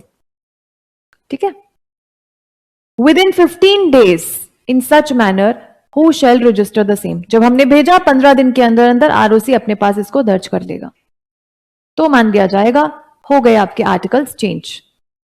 जब आप अपने आर्टिकल्स को चेंज कर लेते हो, तो उसकी इतनी ज्यादा इंपॉर्टेंस होती है नए वाले आर्टिकल्स की, एज इफ यही तुम्हारे ओरिजिनल है। ये मत सोचना कि पुराने वाले ही ओरिजिनल थे, अब तो हमने चेंज किया है ना, इसकी क्या ही इतनी इंपॉर्टेंस है, ऐसा कुछ नहीं है। जो चेंज कर लिया आर्टिकल्स, अब वो तुम्हारे आर्टिकल्स बन चुके हैं, पहले वाले रद्द हो चुके हैं।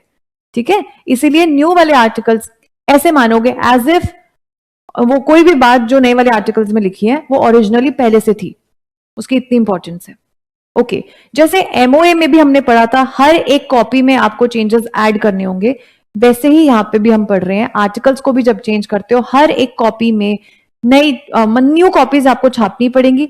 इन एनी केस आपकी कंपनी ने या किसी भी ऑफिसर ने पुरानी वाली कॉपीज किसी को इशू करते जा रहे हैं, तो वहां पे अगेन सेम पेनल्टी है, चाहे एमओए एओए हो, 1000 रुपए की पेनल्टी हर एक कॉपी पे लगनी शुरू हो जाएगी। जितनी पुरानी कॉपीज बांटोगे उतनी उतनी 1000 रुपए की पेनल्टी है। ठीक है, हमारे न्यू मेमोरेंडम्स छप चुके हैं और हमारे न्यू आर्टिकल्स छप चुके हैं। अब हमारे कंपनी के कोई मालिक हैं, मेंबर्स हैं, अगर वो चाह रहे हैं कि हमें न्यू मेमोरेंडम की कोई कॉपी चाहिए, एक फिजिकल कॉपी मेंबर मांग रहे हैं कि मुझे भी दे देना, तो वो कंपनी को रिक्वेस्ट करेगा। 7 दिन के अंदर अंदर जब उसने रिक्वेस्ट किया है, थोड़ा सा फी उसको पे करना पड़ेगा मेंबर को। जैसे मेरी कंपनी है एबीसी लिमिटेड, मैंने तुम लोगों से परमिशन ली थी और अपने ऑब्जेक्ट्स चेंज कर लिए ना, स्पेशल रेजोल्यूशन पास कर दिया आपने पोस्टल बैलेट से, मैंने छाप लिया अपने न्यू मेमोरेंडम्स। अब आप लोग, आप में से कोई भी मुझे रिक्वेस्ट कर सकता है, मेरी न्यू मेमोरेंडम की कॉपी मांग सकते हो। तो आप लोगों ने जब रिक्वेस्ट किया 7 डेज के अंदर अंदर मुझे आपको न्यू मेमोरेंडम की कॉपी देनी ही पड़ेगी। मेमोरेंडम मांगे तो मेमोरेंडम दूंगी, आर्टिकल्स मांगे तो I will provide you this, या फिर मेरी कंपनी का कोई रेजोल्यूशन या कोई अग्रीमेंट कुछ भी मांग लो तुम, 7 डेज के अंदर अंदर मुझे तुम्हें प्रोवाइड करना है। अगर मैंने और मेरी कंपनी ने डिफॉल्ट किया, तुम मेंबर हो, तुम मालिक हो, तुम सबसे बड़े हो मेरी कंपनी में, तुमने जो भी डॉक्यूमेंट मेरे से मांगा है, अगर मैंने वो प्रोवाइड करने में देरी की है, 7 दिन में प्रोवाइड नहीं किया, तुम फीस भी पे कर चुके हो, डिफॉल्ट करने के बाद कंपनी एंड एवरी ऑफिसर, उनको पेनल्टी लगने वाला है 1000 रुपए का। कब तक का? जब तक ये डिफॉल्ट कंटिन्यू हो रहा है, हर दिन एवरी डे 1000 रुपए लगना शुरू हो जाएगा। 7 दिन खत्म हो गए, 7 दिन में प्रोवाइड नहीं की, अगले ही दिन से 1000, उससे अगले दिन 1000, 1000, 1000 ऐड होना शुरू हो जाएगा। कब तक? 1 लाख रुपीज जब तक मैक्सिमम नहीं हो रहे, मैक्सिमम 1 लाख है। पेनल्टी कितनी लगेगी, या 1 लाख या फिर 1,000 रुपए तक जितना भी हुआ होगा, इन दोनों लिमिट्स में से जो भी लेस वाली पेनल्टी होगी ना वो लगेगी। एग्जाम्पल, जैसे 10 दिन हो गए डिफॉल्ट करते हुए, कितने पैसे बन गए, 10,000 रुपए। तो 10,000 रुपए को कंपेयर को करो 1 लाख से, कौन सी लेस है, 10,000 पेनल्टी लगेगी। दूसरा एग्जाम्पल, ये जो 1,000 करते करते 1.5 लाख बन गया, तो 1.5 लाख या 1 lakh, which ever is less now, 1 lakh, तो 1 लाख की पेनल्टी तब लगेगी। मतलब in short 1 lakh amount is maximum amount, इससे ऊपर पेनल्टी नहीं लगेगी, कम लग सकती है जरूर। Okay, now the next process जो मैंने आपको होल्ड पे डाला था, जो सेक्शन 13 पढ़ रहे थे, सेक्शन 13 होता है एमओए को चेंज करने का, ये एक अलग ही प्रोसेस है, इसलिए मैंने इसको बीच में से छोड़ दिया था। सेक्शन 13 होता है बच्चों एमओए को चेंज करने का, सेक्शन 14 होता है आर्टिकल्स को चेंज करने का, लेकिन सेक्शन 12 बीच का रह गया था, वो रजिस्टर्ड ऑफिस चेंज करने का है। रजिस्टर्ड ऑफिस क्लॉज किस में आता है, मेमोरेंडम में है, तो ये मेमोरेंडम का है, बट इसका एक डिटेल प्रोसेस है, इसीलिए इसको अलग सेक्शन में लिखा गया है। कंपनी का रजिस्टर्ड ऑफिस क्या है और इसको चेंज कैसे करना है, पूरा प्रोसेस सीखेंगे। सोचो रजिस्टर्ड ऑफिस क्या है और कितनी इंपॉर्टेंस रखता है ये, और क्यों एक कंपनी का रजिस्टर्ड ऑफिस होना ही चाहिए। पहले के टाइम पे तुम फोन यूज कर रहे हो, सक्षम कहाँ है तुम्हारा फोन, ऊपर रखो, अब यूज करेगा तो दिखेगा। ओके, रजिस्टर्ड ऑफिस इतना ज्यादा इंपॉर्टेंट है, मैं 2019 से पहले की बात कर रही हूं। इस टाइम से पहले तक ना पेपर कंपनीज भी बन रही थी। पेपर कंपनीज का मतलब है सिर्फ पेपर्स पे इसका नाम होता था और कहीं एग्जिस्ट ही नहीं करती थी। लेकिन थोड़ी स्ट्रिक्टनेस आ चुकी है अब जब आपकी कंपनी का इनकॉर्पोरेशन का प्रोसेस चल रहा होता है, तो आपकी कंपनी के रजिस्टर्ड ऑफिस को लिखना बहुत ज्यादा कंपलसरी पहले भी था, आज भी है। लेकिन फर्क क्या है, आज प्रॉपर चेकिंग भी होगी कि कहाँ है आपकी कंपनी का रजिस्टर्ड ऑफिस।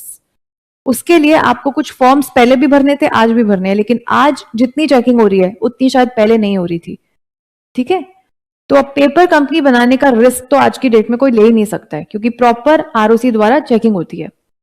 तो होता क्या है registered office, I am not talking about the branch office, I am talking about the main office, the head office of the company, जहां पे आपने उसको बनाया है। आपको पता है आईसीएसआई का मेन ऑफिस किधर है, दिल्ली में, दिल्ली में है। ठीक है, we have some other chapters also, अलग अलग ऑफिसेज भी हैं, जैसे नोएडा में भी हमारा ऑफिस है, अलग अलग शहरों में भी है, but the main office is in Delhi, new Delhi. ठीक है, वैसे ही आपने अपनी कंपनी का मेन ऑफिस किधर बनाया है, दिल्ली बनाया है। ठीक है, सो दिल्ली में है आपकी कंपनी का रजिस्टर्ड ऑफिस, मतलब वहीं पे आपने रजिस्टर कराया था अपनी कंपनी को। उसके बाद आपने 10 और ब्रांच खोल ली, कोई पानीपत में है, कोई चंडीगढ़ में है, कोई आपने राजपुरा में खोल ली, ऐसे अलग अलग जगह पे ना तुमने अपने ब्रांच ऑफिस खोल लिए, कोई चंडीगढ़ में। तो हम बात कर रहे हैं कि रजिस्टर्ड ऑफिस होना क्यों जरूरी है। किसी को भी कंपनी को कोई लेटर भेजना है, कोई कम्युनिकेशंस भेजना है, किसी ने मीटिंग करनी है, कंपनी के डायरेक्टर्स मेंबर्स इनसे मिलना है, बैंक्स को कोई नोटिस देना है, तो ये सब कौन सी जगह पे होते हैं, रजिस्टर्ड ऑफिस पे। सारी की सारी कम्युनिकेशंस बाहरी दुनिया से जो इंपॉर्टेंट होती है वो रजिस्टर्ड ऑफिस में ही होंगी। किसी को पोस्ट करना है, रजिस्टर्ड ऑफिस में पोस्ट करेगा, किसी को मिलने आना है, registered office is the place. So that is why for every company to have a registered office is compulsory and it is really very important. तो सेक्शन 12 होता है उसका बेटा, रजिस्टर्ड ऑफिस का। सो सेक्शन 12 कंपनीज एक्ट का बोलता है कि registered office of the company क्या होता है, जहां पे सारी कंपनी की कम्युनिकेशंस आती हैं, बातचीत होती है, सब कॉल करना है तो वो रजिस्टर्ड ऑफिस का ही नंबर होता है। अगर अलग होगा ना ब्रांच ऑफिस का, तो अलग से लिखा होगा उसमें नंबर ऑफ ब्रांच ऑफिस। ठीक है, सो किसी को डॉक्यूमेंट सर्व करना है, भेजना है, कोई नोटिस भेजना है, लेटर भेजना है, वो सब आप सर्व यानी कि भेजने वाले हो आपकी कंपनी के रजिस्टर्ड ऑफिस में ही। ये एक ऐसा प्लेस होता है, इतना इंपॉर्टेंट रोल प्ले करता है कि यहीं से आप डिसाइड करोगे, इस प्लेस से, रजिस्टर्ड ऑफिस से, कि आपकी कंपनी का नेशनैलिटी क्या है प्लस आपकी कंपनी का डोमिसाइल क्या है। मींस कहाँ की रेजिडेंट है कंपनी, डोमिसाइल कहाँ की रहने वाली है मतलब कंपनी। वैसे तो कंपनी सिटीजनशिप एक्ट के अनुसार बाहर भगा दी गई है, सिटीजन नहीं है कंपनी, बट रेजिडेंस तो होता है ना कंपनी का। कैसे पता लगाओगे कंपनी का रेजिडेंस, उसके प्लेस ऑफ रजिस्टर्ड ऑफिस से। ओके, कंपनी के नेशनैलिटी कैसे पता लगाओगे, उसके प्लेस ऑफ रजिस्टर्ड ऑफिस से। दिल्ली किधर आता है, इंडिया में, तो इंडिया इंडियन कंपनी हो गई। ठीक है, और उसका रेजिडेंस दिल्ली में जो पिन कोड के साथ एड्रेस है। तो ये एक तो दूसरा रोल हो गया इसका कि कंपनी के नेशनैलिटी और डोमिसाइल पता चल जाता है, प्लस कंपनी को कम्युनिकेशन करना है कंपनी से, या फिर किसी को कंपनी को कोई नोटिस भेजना है या डायरेक्टर को, मेंबर को, तो इसी जगह पे सर्व करेगा कोई भी। आगे ये इतना एक और पॉइंट के लिए बहुत ज्यादा इंपॉर्टेंट है कि कंपनी का कोर्ट कौन सा होगा। देखो कंपनी का कोर्ट तो एनसीएलटी है, लेकिन एनसीएलटी एक थोड़ी है। जब एनसीएलटी बना था ना स्टार्टिंग में, तो टोटल 11 बेंचेस बने थे इसके, आगे जाके कुछ और 5 बेंचेस भी ऐड हो गए थे। सीएससीटी में पढ़ा है तुम लोगों ने, ठीक है। तो ये बात लिखी हुई है सेक्शन 408 ऑफ कंपनीज एक्ट में कि जब बना था कंपनीज एक्ट 11 बेंचेस बने। तो आपके ऊपर कौन से वाला कोर्ट जुरिसडिक्शन रखता है? जुरिसडिक्शन मतलब पावर। तुम अपने कंपनी के केसेस कौन से एरिया वाले एनसीएलटी के पास लेकर जाओगे, ये भी कौन डिसाइड करेगा? तुम्हारी कंपनी का प्लेस ऑफ रजिस्टर्ड ऑफिस। तो 3 चीजें जानने के लिए आपकी कंपनी का रजिस्टर्ड ऑफिस की जगह बहुत ज्यादा इंपॉर्टेंट है। नाउ रजिस्टर्ड ऑफिस के लिए आपको कब फॉर्म भरना पड़ता है और कब एक परमानेंट रजिस्टर्ड ऑफिस बता देना होता है आरओसी को। Company shall with in 30 days from the incorporation shall have a place of registered office at all times. पूरी जिंदगी जब तक कंपनी एग्जिस्टेंस में है, कंपनी की लाइफ तक, हमेशा उसके पास एक रजिस्टर्ड ऑफिस होना चाहिए, ना कि सिर्फ तब जब कंपनी इनकॉर्पोरेट कर रहे हो तो सिर्फ दिखाने के लिए एक परमानेंट प्लेस। नो, हमेशा कंपनी का एक रजिस्टर्ड ऑफिस होना ही चाहिए। ये कंपनी बनाई है, 30 दिन तक चल जाएगा यार। 30 दिन तक के लिए आपको टाइम दे दिया। आप किसी लोगों को फॉर एग्जांपल रेंटेड जगह ढूंढनी है, या फिर अपना कोई एक्चुअल प्लेस बना रखा है, रेनोवेशन चल रहा है, या उसको एक परमानेंट ऑफिस बनाना है, तो 30 डेज तक चल जाएगा। लेकिन कंपनी इनकॉर्पोरेट होने के 30 डेज के अंदर अंदर मैक्सिमम टाइम है, आपके पास एक परमानेंट वाला रजिस्टर्ड ऑफिस होना ही चाहिए। बेशक बाद में उसको चेंज कर सकते हो, किसी और जगह ले जा सकते हो, लेकिन एक बार तो आपको दिखाना ही पड़ेगा within 30 days from the date of incorporation. आगे चलते हैं। क्या इसकी वेरिफिकेशन भी होती है? बिल्कुल, 30 डेज के अंदर अंदर होना चाहिए ना आपके पास एक रजिस्टर्ड ऑफिस। तो 30 डेज के अंदर अंदर ही चेकिंग भी होती है, वेरिफिकेशन भी। कहाँ है वो प्लेस। इसके लिए भी कुछ फॉर्मेलिटीज है। जैसे फॉर एग्जाम्पल आप जब नीचे से ऊपर आ रहे थे आईजीपी के लिए, तो आईजीपी का एक बोर्ड देखा होगा नीचे आपने, ठीक है। तो ऐसे ही जब कंपनी का रजिस्टर्ड ऑफिस होता है तो बाहर एक प्रॉपर बोर्ड होना चाहिए, अंदर भी ऑफिस की भी कुछ फॉर्मेलिटीज है, इस तरीके का ऑफिस होना चाहिए, कुछ एम्प्लॉयज बैठे होने चाहिए, तभी माना जाएगा कि एक्चुअल रजिस्टर्ड ऑफिस है। कुछ लोग काम कर रहे होंगे वहां पे, आपकी बिजनेस से रिलेटेड कुछ डॉक्यूमेंट्स पड़े होंगे, तो इस चीज की वेरिफिकेशंस भी होती हैं अब। That's compulsory now. ओके, अब फ्यूचर में 30 दिन के अंदर अंदर एक परमानेंट ऑफिस तो खरीद लिया था। हिमानी है ना आपका नाम? सोच रही है, हाँ मैं ही हूं हिमानी। यस, आप ही की बात हो रही है। तो आपकी कंपनी का रजिस्टर्ड ऑफिस दिल्ली में रोहिणी में है for example. Now you want to change the place of registered office. Future में बेटा कभी भी चेंज कर सकते हो। तो 3-4 तरीके हैं जिन तरीकों से आप अपनी कंपनी के रजिस्टर्ड ऑफिस को चेंज करोगे। अगर आपको with in same city he change करना है, मतलब आपका स्टेट और यूनियन टेरिटरी चेंज हो ही नहीं रहा है, with in state, with in city, with in union territory, ना तो सिटी से बाहर जा रहे हो, ना तो स्टेट से बाहर जा रहे हो, और ना ही अगर यूटी है तो यूटी से बाहर भी नहीं जा रहे हो, उसी छोटी छोटी जगहों में। जैसे रोहिणी सेक्टर 10 में था, अब रोहिणी सेक्टर 11 में शिफ्ट करना है। तो सिटी चेंज नहीं हुआ, स्टेट चेंज नहीं हुआ, यूनियन टेरिटरी कुछ भी चेंज नहीं हुआ, तो उसका क्या प्रोसेस है? ये सबसे छोटा चेंज होता है। सिर्फ बाजू में ही तो जा रहे हो, थोड़ी सी जगह ही तो दूर है। तो आपको सिर्फ बोर्ड मीटिंग से काम चला लेना है। बोर्ड मीटिंग करो, डायरेक्टर्स को बुलाओ। बोर्ड मीटिंग किसके लिए होती है? कंपनी के डायरेक्टर्स जो डेली बेसिस पे मैनेज कर रहे हैं। बोर्ड ऑफ डायरेक्टर्स आएंगे, कितना परसेंट वोटिंग होती है उनकी में? More than 50%। डायरेक्टर्स अगर हाँ बोलेंगे तो पास हो जाता है बीआर। बीआर की फुल फॉर्म जिनको नहीं पता लिख सकते हैं, board resolution. Board resolution BR पास करेंगे बोर्ड मीटिंग में, बीआर पास कर देंगे बोर्ड मीटिंग में, ठीक है। अब इसके बाद क्या? रजिस्टर्ड ऑफिस का फॉर्म होता है INC 22। बोर्ड मीटिंग में बीआर पास होने के बाद यही बीआर की कॉपी 30 दिन के अंदर अंदर विद इन 30 डेज आपको आरओसी को ये फॉर्म भरना है INC 22, और अपना नए वाले जगह का एड्रेस और बोर्ड रेजोल्यूशन की कॉपी चिपका के भेज देनी है इस फॉर्म में भर के। फिर आरओसी अपने पास दर्ज कर लेगा, हो गया आपकी कंपनी का registered office change with in city, with in state, with in union territory, बस थोड़ी सी जगह चेंज की है, ज्यादा बड़ी फॉर्मेलिटी नहीं है, सिर्फ बोर्ड रेजोल्यूशन से काम चल गया। और रजिस्टर्ड ऑफिस का फॉर्म तो होता ही है, कौन सा, INC 22 तो देना ही होता है, रजिस्टर्ड ऑफिस का फॉर्म है। ROC को तो बताओगे, ROC तो चेंज करेगा। यहां तक प्रोसेस समझ आया आप सबको? अब थोड़ा सा लेवल अप करते हैं। इस बार आपको सिटी चेंज करनी है, सिटी चेंज करनी है, but with in same state. Add कर लो, विद इन सेम स्टेट और यूनियन टेरिटरी। यूटी चेंज नहीं हो रहा, स्टेट चेंज नहीं हो रहा है। एग्जाम्पल, महाराष्ट्र के अंदर अंदर ही मुंबई और पुणे दोनों आता है, तो आपने मुंबई से पुणे में शिफ्ट करना है, स्टेट चेंज नहीं हो रहा है। और अगर यूटी होती तो यूटी चेंज नहीं हो रहा है, बट सिटी बदल गई। तो इस बार थोड़ा सा बड़ा लेवल है ना, तो यहां पे आप लिखो, सबसे पहले BR तो पास करना ही है, BR एट BM तो करना ही है, बोर्ड रेजोल्यूशन पास करा लो, स्टेप नंबर 1। स्टेप नंबर 2, मैंने ऐसा शॉर्ट शॉर्ट पॉइंट्स लिखे हैं सो दैट आप लोगों के लिए बहुत इजी हो जाएगा याद करने के लिए। एक तो आपको BR पास करना है, BR पास करने के बाद आपको स्पेशल रेजोल्यूशन पास करना होगा जनरल मीटिंग में। और आपको पता है स्पेशल रेजोल्यूशन में क्या होता है, जितने शेयर होल्डर्स ना के लिए वोट करते हैं उसके कंपैरिजन में 3 टाइम्स शेयर होल्डर्स हाँ के लिए वोट करेंगे। हो गया, SRB पास हो गया। अब क्या, अब एक ना फॉर्मेलिटी है, जब जब भी आपकी कंपनी में किसी भी चीज के लिए स्पेशल रेजोल्यूशन पास होता है तो उसके 30 डेज के अंदर आपको ROC को एक फॉर्म भरना होता है, MGT 14। ये किस चीज का फॉर्म होता है, सारे स्पेशल रेजोल्यूशंस ROC को देने के लिए। यहां पे ये फॉर्म नहीं भरा था ना ऊपर वाले पॉइंट में, क्योंकि बोर्ड रेजोल्यूशन कभी भी ROC को देने की एज सच अलग से जरूरत नहीं होती। बोर्ड रेजोल्यूशन किस में चला गया, INC 22 फॉर्म में ही चला गया, वो तो करना ही था अटैच, हमें बताना ही था ROC को कि देखो बोर्ड ऑफ डायरेक्टर्स हाँ बोल चुके हैं।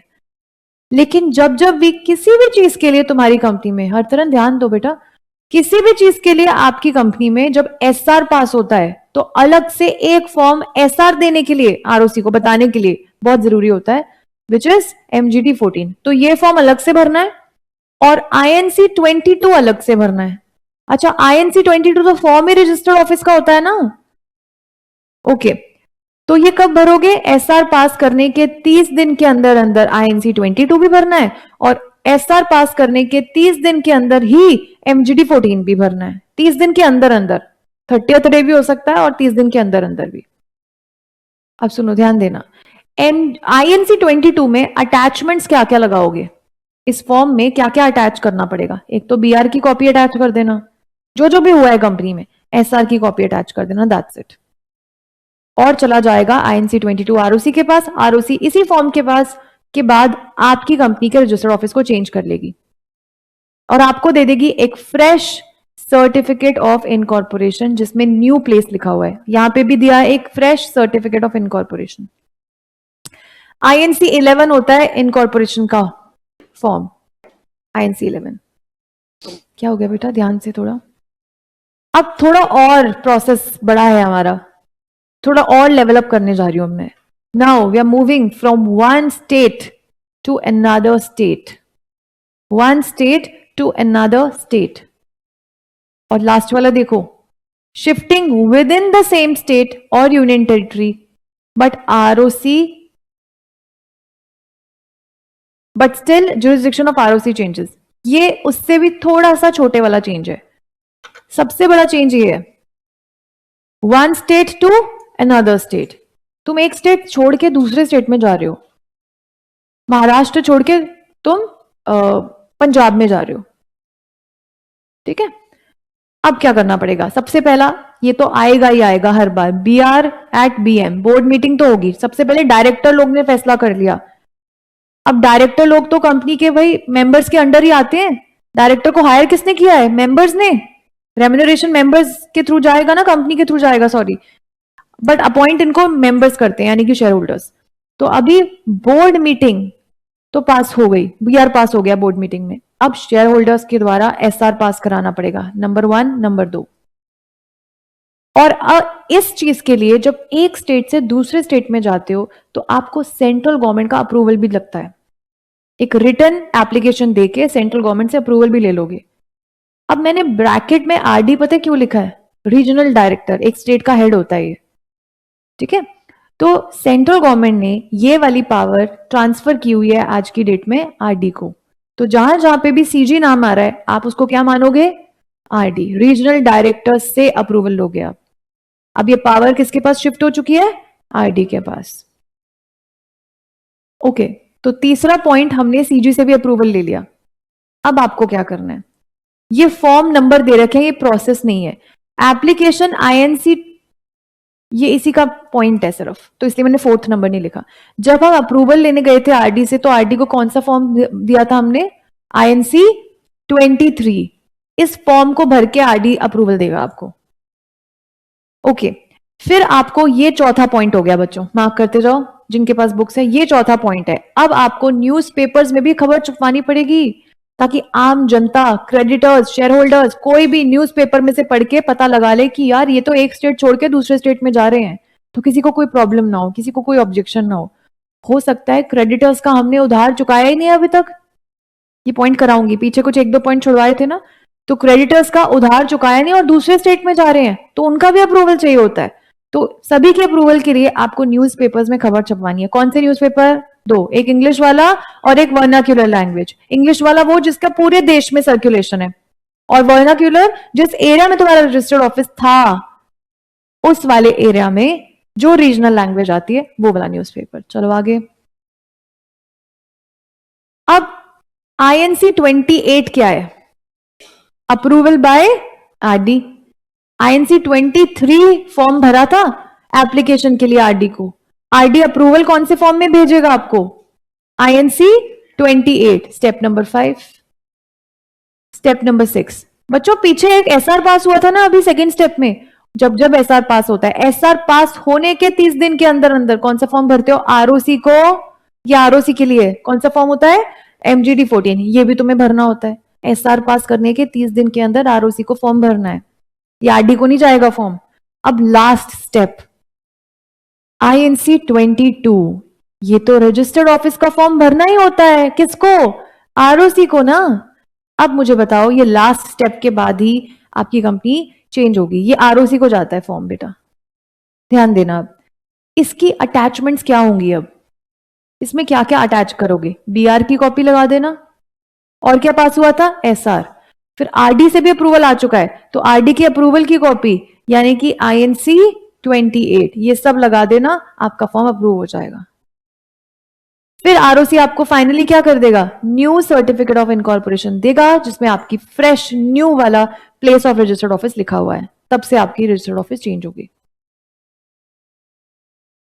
Last process which is step number next point, मतलब एक और तरीके का शिफ्ट है, एक और तरीके का चेंज है, ये प्रोसेस खत्म हो गया।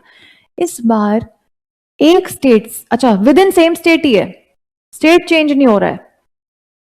पिछली बार हमने ना स्टेट चेंज किया, ना सिटी चेंज की, ना यूनियन टेरिटरी, बस बीआर से काम चल गया था। दूसरी बार हमने सिटी चेंज की थी बट स्टेट चेंज नहीं हुआ, फिर हमने एक स्टेट से दूसरे स्टेट में चले गए।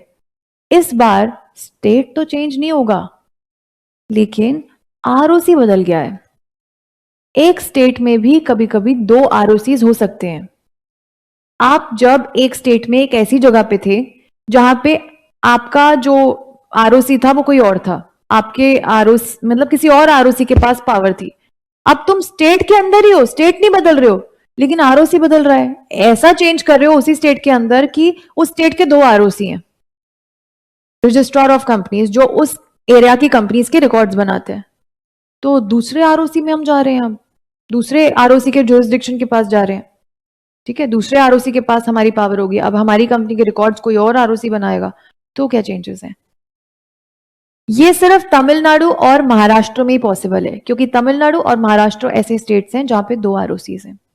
ये उन स्टेट्स में लागू होगा अगर सेम स्टेट में ही रहोगे लेकिन आरओसी चेंज हो गया तो। सेम टू सेम थर्ड वाला प्रोसेस है, बिल्कुल सेम, कुछ नहीं चेंज करना। बीआर पास करोगे, एसआर पास करोगे, एसआर पास होने के 30 दिन के अंदर एमजीडी 14 फाइल कर दोगे आरओसी को।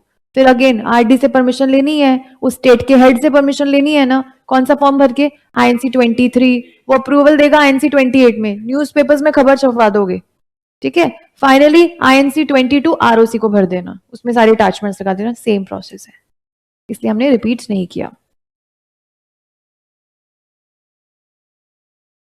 Procedure for approval of RD, ये पॉइंट करने के बाद ये हमारा लास्ट पॉइंट होगा आज का। एक ऊपर जो हमने कुछ पॉइंट्स छोड़े थे ना, मैंने आपको जब सेक्शन 13 पढ़ रहे थे तो कुछ पॉइंट्स छुड़वाए थे, वहां पे आ जाओ एक बार वापस। रूपाली, ओके रूपाली, आई सी, मैं टेक्निकल टीम को एक बार मैसेज कर देती हूँ कि आपकी क्लास में आपको प्रॉब्लम ना आए। अगर अभी सॉल्व हो गया तो बेटा एक मैसेज कर दो please.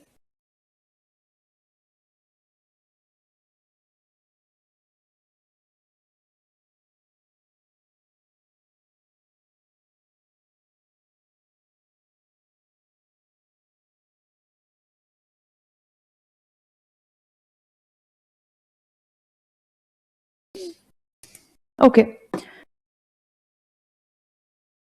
Change in registered office, एक जनरल रूल पढ़ रहे हैं हम। प्रोसेस तो देख लिया, जनरल रूल पढ़ रहे हो। जब भी रजिस्टर्ड ऑफिस चेंज होता है एमओए बदलेगा ना। एमओए का सेकंड क्लॉज क्या है? Situation clause.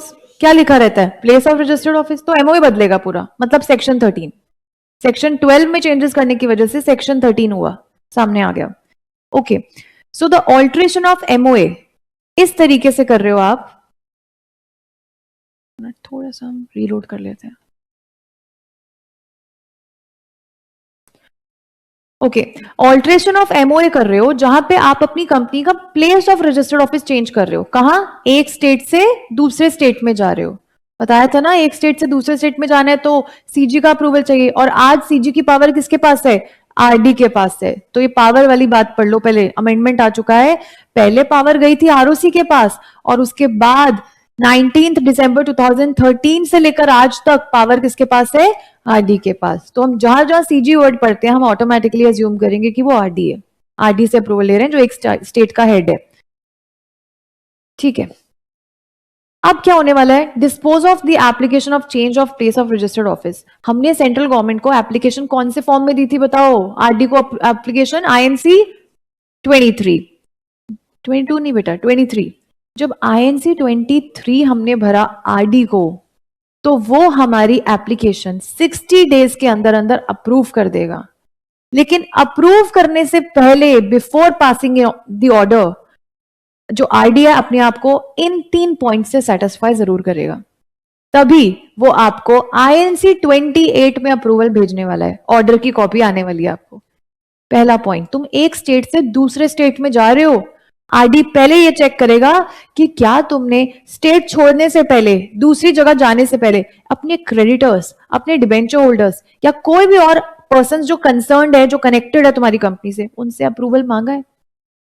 तो उनकी नो ऑब्जेक्शन है, उनको कोई प्रॉब्लम तो नहीं है, उनकी नो ऑब्जेक्शन की कॉपी लगानी है। क्रेडिटर्स को प्रॉब्लम हो सकती है, हो सकता है जिस स्टेट में हम पहले थे वहां पे आसपास के कुछ लोकल क्रेडिटर्स हैं, अनसिक्योर्ड ट्रेड क्रेडिटर्स हैं कुछ, उनसे पैसा ले रखा है। अब हम जगह छोड़ के जा रहे हैं, हो सकता है क्रेडिटर्स को प्रॉब्लम हो कि हम वहां कहां पे आएंगे तुमसे पैसा मांगने के लिए, यहीं पे पैसा चुका के जाओ। ठीक है, तो क्रेडिटर्स को प्रॉब्लम हो सकती है, डिबेंचर होल्डर्स को प्रॉब्लम हो सकती है। हो सकता है डिबेंचर होल्डर्स के मेच्योर होने का समय आ चुका है, या फिर इनका इंटरेस्ट देने का टाइम है, और हम अपना स्टेट ही छोड़ के जा रहे हैं। इनको भी डर हो सकता है कि वहां जाने के बाद हो सकता है हमारे पता नहीं डेट्स क्लियर करेंगे या नहीं करेंगे। प्लस कोई भी और ऐसा कनेक्टेड कोई क्लाइंट या कस्टमर हो सकता है जिनको कोई ऑब्जेक्शन हो। तो अगर उनको कोई ऑब्जेक्शन है ये चेक करेगा। तो इसीलिए हमें INC 23 में जब एप्लीकेशन दे रहे हैं आरडी को अप्रूवल मांगने के लिए, तो इनका नो ऑब्जेक्शन सर्टिफिकेट खुद ही लगा देंगे हम, कि आरडी तुम चेक कर लो, ये देखो हमने लगाया इनका NOC, इन सब से हमने पूछ लिया है, किसी को भी कोई प्रॉब्लम नहीं है। मैं आपको बताती हूँ असली सच। Since I am a company secretary, एक बार हमें एक स्टेट से दूसरे स्टेट में एक डैश कंपनी का रजिस्टर्ड ऑफिस चेंज करना था। अब ऑनेस्टली नहीं बताऊंगे ना, तुम फिर जाके वहां चेक करोगे। ठीक है, तो टू बी ऑनेस्ट वो मैंने नहीं किया था, वो हमारे सीनियर्स कर रहे थे उस टाइम पे। At that point of time I was very junior. वो मेरी फर्स्ट फर्म थी जब मैं वर्क कर रही थी। ठीक है, तो क्या हुआ कि हमारे जो सीनियर्स हैं उन्होंने जो क्रेडिटर से अप्रूवल मांगना था ना, तो जो लेटर गया था सारे अप्रूवल्स को, कैन यू बिलीव उसके अंदर हमने क्या डाला? मतलब हमारे सीनियर्स ने, टू बी ऑनेस्ट, ये यूट्यूब पे भी जा सकता है lecture, so I have to be very clear. तो वो होता है ना होली का इनविटेशन, वो एनवेलप के अंदर होली का इनविटेशन डाल दिया, मतलब फॉर्मेलिटी के लिए, दिखाने के लिए देखो इतने सारे एनवेलप्स हमने पोस्ट किए हैं, और एक्चुअल में जाके पोस्ट ऑफिस में पोस्ट भी किए, क्योंकि पोस्ट ऑफिस में जो रिसीट देते हैं ना वो अटैच करनी होती है आरडी को दिखाने के लिए कि देखो हमने इतने सारे लोगों को पोस्ट किया अलग अलग एड्रेसेस पे। तो जो भी क्रेडिटर्स थे, कम से कम 1000 से ऊपर क्रेडिटर्स थे उस कंपनी के, उन सबको पोस्ट किए, बट ये चीजें पोस्ट की थी। तो ये सब फॉर्मेलिटीज के लिए होता है काफी सारी कंपनीज में, जो छोटी कंपनीज होती है वहां फॉर्मेलिटीज के लिए दिखाना जरूर होता है, ठीक है, तुम मत करना ये चीज। So creditors, debenture holders and other persons जो भी कंपनी से कंसर्न्ड है, उनका ऑल्ट्रेशन से पहले नो ऑब्जेक्शन लेना बहुत जरूरी है। आप ऐसा सोच सकते हो किसी बड़ी कंपनी में ऐसा होगा, या किसी अच्छी खासी नामी कंपनी में ऐसा हो जाएगा? नहीं। जो छोटी मोटी कंपनीज हैं वो सिर्फ फॉर्मेलिटी के लिए भेजती हैं, बट उनमें चलती तो असली मालिकों की है ना, जिनके ज्यादा परसेंट शेयर्स हैं, तो इसमें एज सच कोई ऑब्जेक्शंस होते भी नहीं है। आगे चलते हैं। या तो तुमने ऑब्जेक्शन, उनका नो ऑब्जेक्शन ले लिया है, बीच में क्या लिखा हुआ है और, या फिर तुमने कुछ प्रोविजन बना के रखा है अपनी कंपनी में, अगर तुम्हें उनसे एनओसी नहीं मिला है, हो सकता है उन्होंने मना कर दिया, तो तुमने क्या कर रखा है, कुछ प्रोविजन वगैरह बना के रखा है, कुछ पैसे वगैरह जमा करके रखे हैं कि एक स्टेट से दूसरे स्टेट में जा रहे हैं तो वी हैव इनफ मनी कि हम अपने क्रेडिटर्स, डिबेंचर होल्डर्स या किसी भी पर्सन का उधार चुका पाए। तो या तो कुछ सफिशिएंट प्रोविजन कंपनी ने बना के रखा है ताकि उनके डेट्स को डिस्चार्ज कर पाए। एनओसी नहीं मिला तो पैसा है इनके पास, और पैसे भी नहीं है तो कंपनी के पास कुछ प्रॉपर्टी या कुछ सिक्योरिटी तो होनी चाहिए जिसको बेच के इनके डेट्स को डिस्चार्ज किया जा सकता है। If the company is not having enough money और कैश, तो कम से कम कुछ प्रॉपर्टीज या सिक्योरिटी हो जिनको बेच के रिकवर करवा पाओ। सो ये 3 पॉइंट्स में से कोई भी एक पॉइंट को सेटिस्फाई करना जरूरी है। ये चेक करता है आरडी, जब आपने फॉर्म भेजा था INC 23, उसको चेक करने के बाद ही आपको देने वाला है वो INC 28 में ऑर्डर की कॉपी, फिर आप भरोगे INC 22 ROC को लास्ट में। हाँ जी, तो यही रहा वो form, filing with the registrar. जब भी आप अपनी कंपनी का रजिस्टर्ड ऑफिस चेंज करते हो, चाहे एक स्टेट के अंदर ही, चाहे स्टेट छोड़ के जाना है, चाहे आरओसी चेंज हो रहा है, हर तरह के चेंज के लिए आरओसी को तो आपको भरना ही पड़ता है फॉर्म। कौन सा फॉर्म है? INC 22। जिन जिन चीजों के लिए स्पेशल रेजोल्यूशन पास हुआ था, 3 चीजों के लिए, सिर्फ एक ही जगह नहीं रहा ना, with in same city, same town, same village, कुछ भी नहीं चेंज हुआ, तो सिर्फ BR से काम चल गया था, बाकी हर जगह SR चला था। तो SR की कॉपी जाएगी ही जाएगी, और अप्रूवल ऑफ सेंट्रल गवर्नमेंट ने पावर किसको दे रखी है? आरडी की अप्रूवल की कॉपी जाएगी INC 22 फॉर्म में ROC के पास, और फिर ROC आपको फ्रेश सर्टिफिकेट ऑफ इनकॉर्पोरेशन दे देता है। अब एक बीच वाला पॉइंट मैंने क्यों छोड़ा है, सुनो। ये जो आप स्पेशल रेजोल्यूशंस और आरडी का अप्रूवल कौन से वाले ROC को फाइल करोगे? वो ROC जहां से तुम छोड़ के जा रहे हो, या वो ROC जहां तुम जाने वाले हो? उस स्टेट का ROC पढ़ लिया तुमने, बड़े चालाक हो, पढ़ के बोल रहे हो, बताया था, ओके चलो फिर तो अच्छी बात है। सो आप ये जो सर्टिफाइड कॉपी है ना सेंट्रल गवर्नमेंट की, और इवन स्पेशल रेजोल्यूशन, ये दोनों ही स्टेट्स को आपको देने होंगे। कहां गया?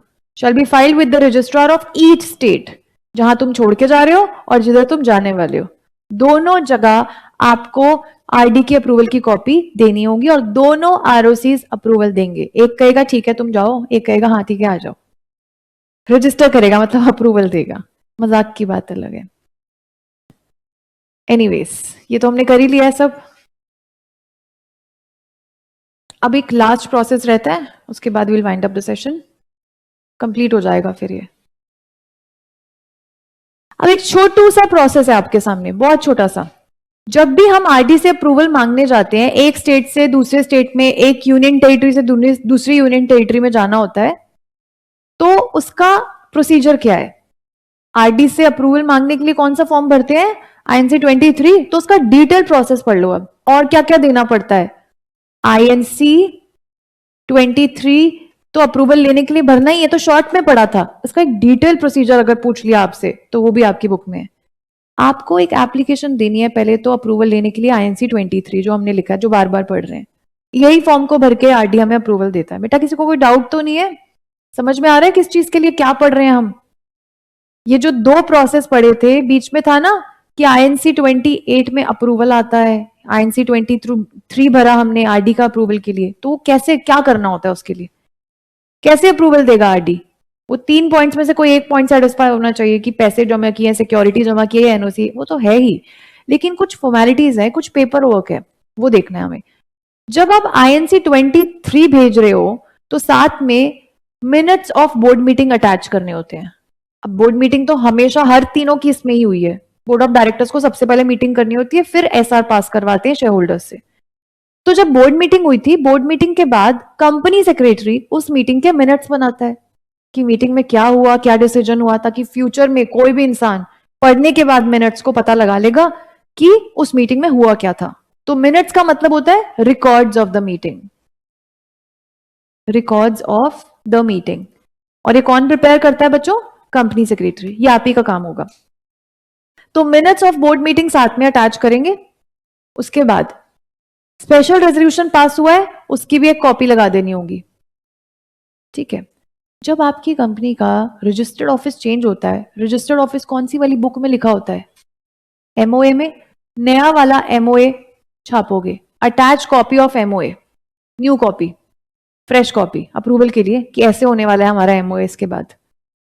Okay, list of creditors attach करनी होती है, पूरी लिस्ट लगानी होती है कि ये अगर आपको भी चेक करवाना है, हम तो एनओसी लगा रहे हैं, अगर आरडी आपको भी चेक करना है, देखो ये सब लिस्ट ऑफ क्रेडिटर्स हैं, ये उनके उधार है, उनका कितना कितना अमाउंट है, उनका एड्रेसेस क्या है, कब से उनके साथ हमारा कॉन्ट्रैक्ट चल रहा है, पूरी लिस्ट ऑफ क्रेडिटर्स लगाना है आपको। उसके बाद डिबेंचर होल्डर्स की पूरी लिस्ट लगानी है, उनका नाम, पता, कॉन्टैक्ट सब कुछ लिखना होता है। और ये जो लिस्ट है लेटेस्ट होनी चाहिए, 1 महीने से पुरानी नहीं होनी चाहिए, लेटेस्ट 1 मंथ के अंदर अंदर जो हमने प्रिपेयर किया है ना, ये नहीं कि 2 साल पहले वाली लिस्ट ऑफ क्रेडिटर्स भेज रहे हो जिसमें से कुछ क्रेडिटर्स तो अब रहे भी नहीं है। उनसे तो पूछोगे वो वैसे भी कोई प्रॉब्लम नहीं बोलेंगे कि हाँ हमें क्या ही प्रॉब्लम है, हमारे तो उधार चुकता हो ही चुके हैं। तो ये लेटेस्ट वाली लिस्ट होनी चाहिए। ओके, अब जब 2 न्यूज़पेपर्स में खबर छपवाई थी ना आपने दोनों ही चीज के लिए, तो उन न्यूज़पेपर्स के कटआउट्स, उनका भी प्रूफ जाता है। Also attach the advertisements copy, जो हमने लास्ट 2 मंथ्स में न्यूज़पेपर्स में खबर छपवाई है। ये कब तक की लगानी है? In last 2 months in 2 newspapers, जो आपने खबर छपवाई है इस चीज के लिए, वो वाली कॉपी लगानी है। आगे, ऑल्सो मेंशन एनी ऑब्जेक्शंस, जो न्यूज़पेपर में खबर छपवा के आपकी कंपनी में लोग आ गए थे, ठीक है, हल्ला बोल हो गया था कंपनी में, तो जिन जिन के भी ऑब्जेक्शंस आए हैं वो भी हमें बताने पड़ते हैं। कोई भी ऑब्जेक्शंस छुपाए बाद में आरडी के सामने आया तो सजा है, पनिशमेंट है। सेक्शन 447 में फ्रॉड का सेक्शन हमारे ऊपर लग सकता है कंपनीज एक्ट का, तो जेल भी जाना पड़ सकता है और फाइन भी देना पड़ सकता है। Okay, within 60 days RD shall either approve, ये सब कुछ जब फॉर्म भर दोगे ना, ये ऊपर ऑलरेडी पढ़ लिया था ना, अभी अभी तो पॉइंट पढ़ा था, आरडी को जब अप्रूवल देते हैं तो 60 डेज में अपने आप को सेटिस्फाई करता है इन तीनों पॉइंट से और अप्रूव कर देता है। तो 60 डेज में या तो हाँ बोलेगा या ना बोलेगा। जब आरडी ने हाँ या ना बोल दिया, आपको कौन सा फॉर्म दिया है? INC 28 दे दिया है, उसके बाद आपकी कंपनी सॉरी ये लिखा ही हुआ है, INC 28 आपको मिल गया, उसके बाद आपकी कंपनी कौन सा फॉर्म भरेगी? INC 22, किसको? ROC को, फाइनल स्टेप ये होता है, ठीक है। अच्छा, किस किस के पास बुक्स है? Raise your hands, everybody. अच्छा, मुझे तो ऐसे ही लग रहा था आप लोग कुछ नए बच्चे हैं, बुक्स ही नहीं होंगी। ओके, जिनके पास भी बुक्स हैं, ऑलमोस्ट सबके पास है, तो आप लोगों को ये वाले जो क्वेश्चंस हैं एक बार रीड करके आने हैं। We are gonna discuss it in next class, this is your homework.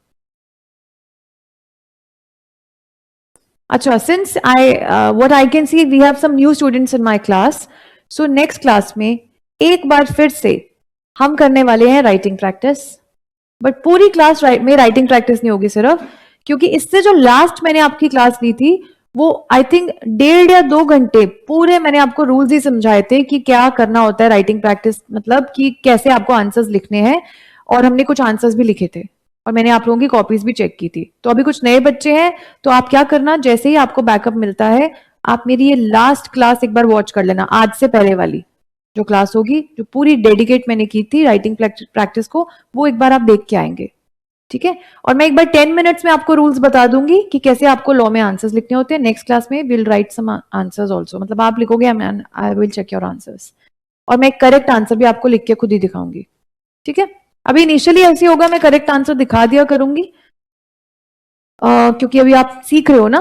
फिर उसके बाद तो ठीक है, आप लोग प्रो हो जाओगे, मैं यहाँ पे डिस्प्ले भी कर दूंगी तो यहाँ से भी आप चेक कर सकते हो। बट हाँ, मैं कॉपीज तो चेक करूंगी टिल द एंड आप लोगों की। ऐसा नहीं होगा कि आपने लिख दिया बस। वंस इन अ वाइल ऐसा हो सकता है जब क्लास में टाइम कम बचा है, कैसे कि हमने बहुत सारा कॉन्सेप्ट भी कवर करना है लेकिन राइटिंग प्रैक्टिस भी कर रहे हैं उस दिन, तो वंस इन अ वाइल ऐसा हो सकता है, but maximum times I will be checking your notebooks. Class समझ आई आज की अच्छे से? क्या क्या पढ़ा आज की क्लास में? Section 13, 14, 15। Section 13 was all about alteration of MOA. Section 12 registered office का सेक्शन है और उसका भी जो चेंज है सेक्शन 13 में है। Section 14 is all about alteration of articles of association. एक गोल्डन रूल समझा आपने, एमओए चेंज करना हो या एओए चेंज करना हो, आपको स्पेशल रेजोल्यूशन तो पास करना ही है। और एक और गोल्डन रूल होता है कि जब जब भी कंपनी में स्पेशल रेजोल्यूशन पास हो रहा है, उससे पहले और उससे बाद होता क्या है? स्पेशल रेजोल्यूशन से पहले हमेशा एक बोर्ड रेजोल्यूशन तो पास होगा ही होगा। बोर्ड ऑफ डायरेक्टर्स एक मीटिंग करते हैं, फिर उसके बाद ही स्पेशल रेजोल्यूशन में शेयर होल्डर्स की मीटिंग होती है। और एसआर पास करने के 30 डेज के अंदर कौन सा फॉर्म भरना है? एमजीडी 14 किसको? आरओसी को। ठीक है। आईएनसी 28 किस चीज के लिए था आज जो हमने पढ़ा? Very good, approval by RD for change of registered office from one state to another state. और अगर स्टेट चेंज नहीं हो रहा तो from one ROC to another ROC, तब भी आरडी का अप्रूवल लगा था।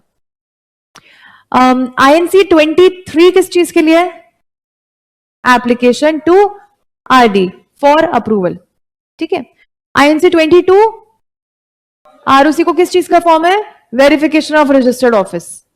ठीक है, ओके, हो गए ना सारे पॉइंट्स कवर? चलो let's wind up, thank you so much. बेटा रूपाली, मैं एक बार बोल दूंगी टेक्निकल टीम को, वैसे मैंने मैसेज कर दिया है। ठीक है, आपकी प्रॉब्लम सॉल्व हो जाएगी, don't worry. Thank you so much, bye bye.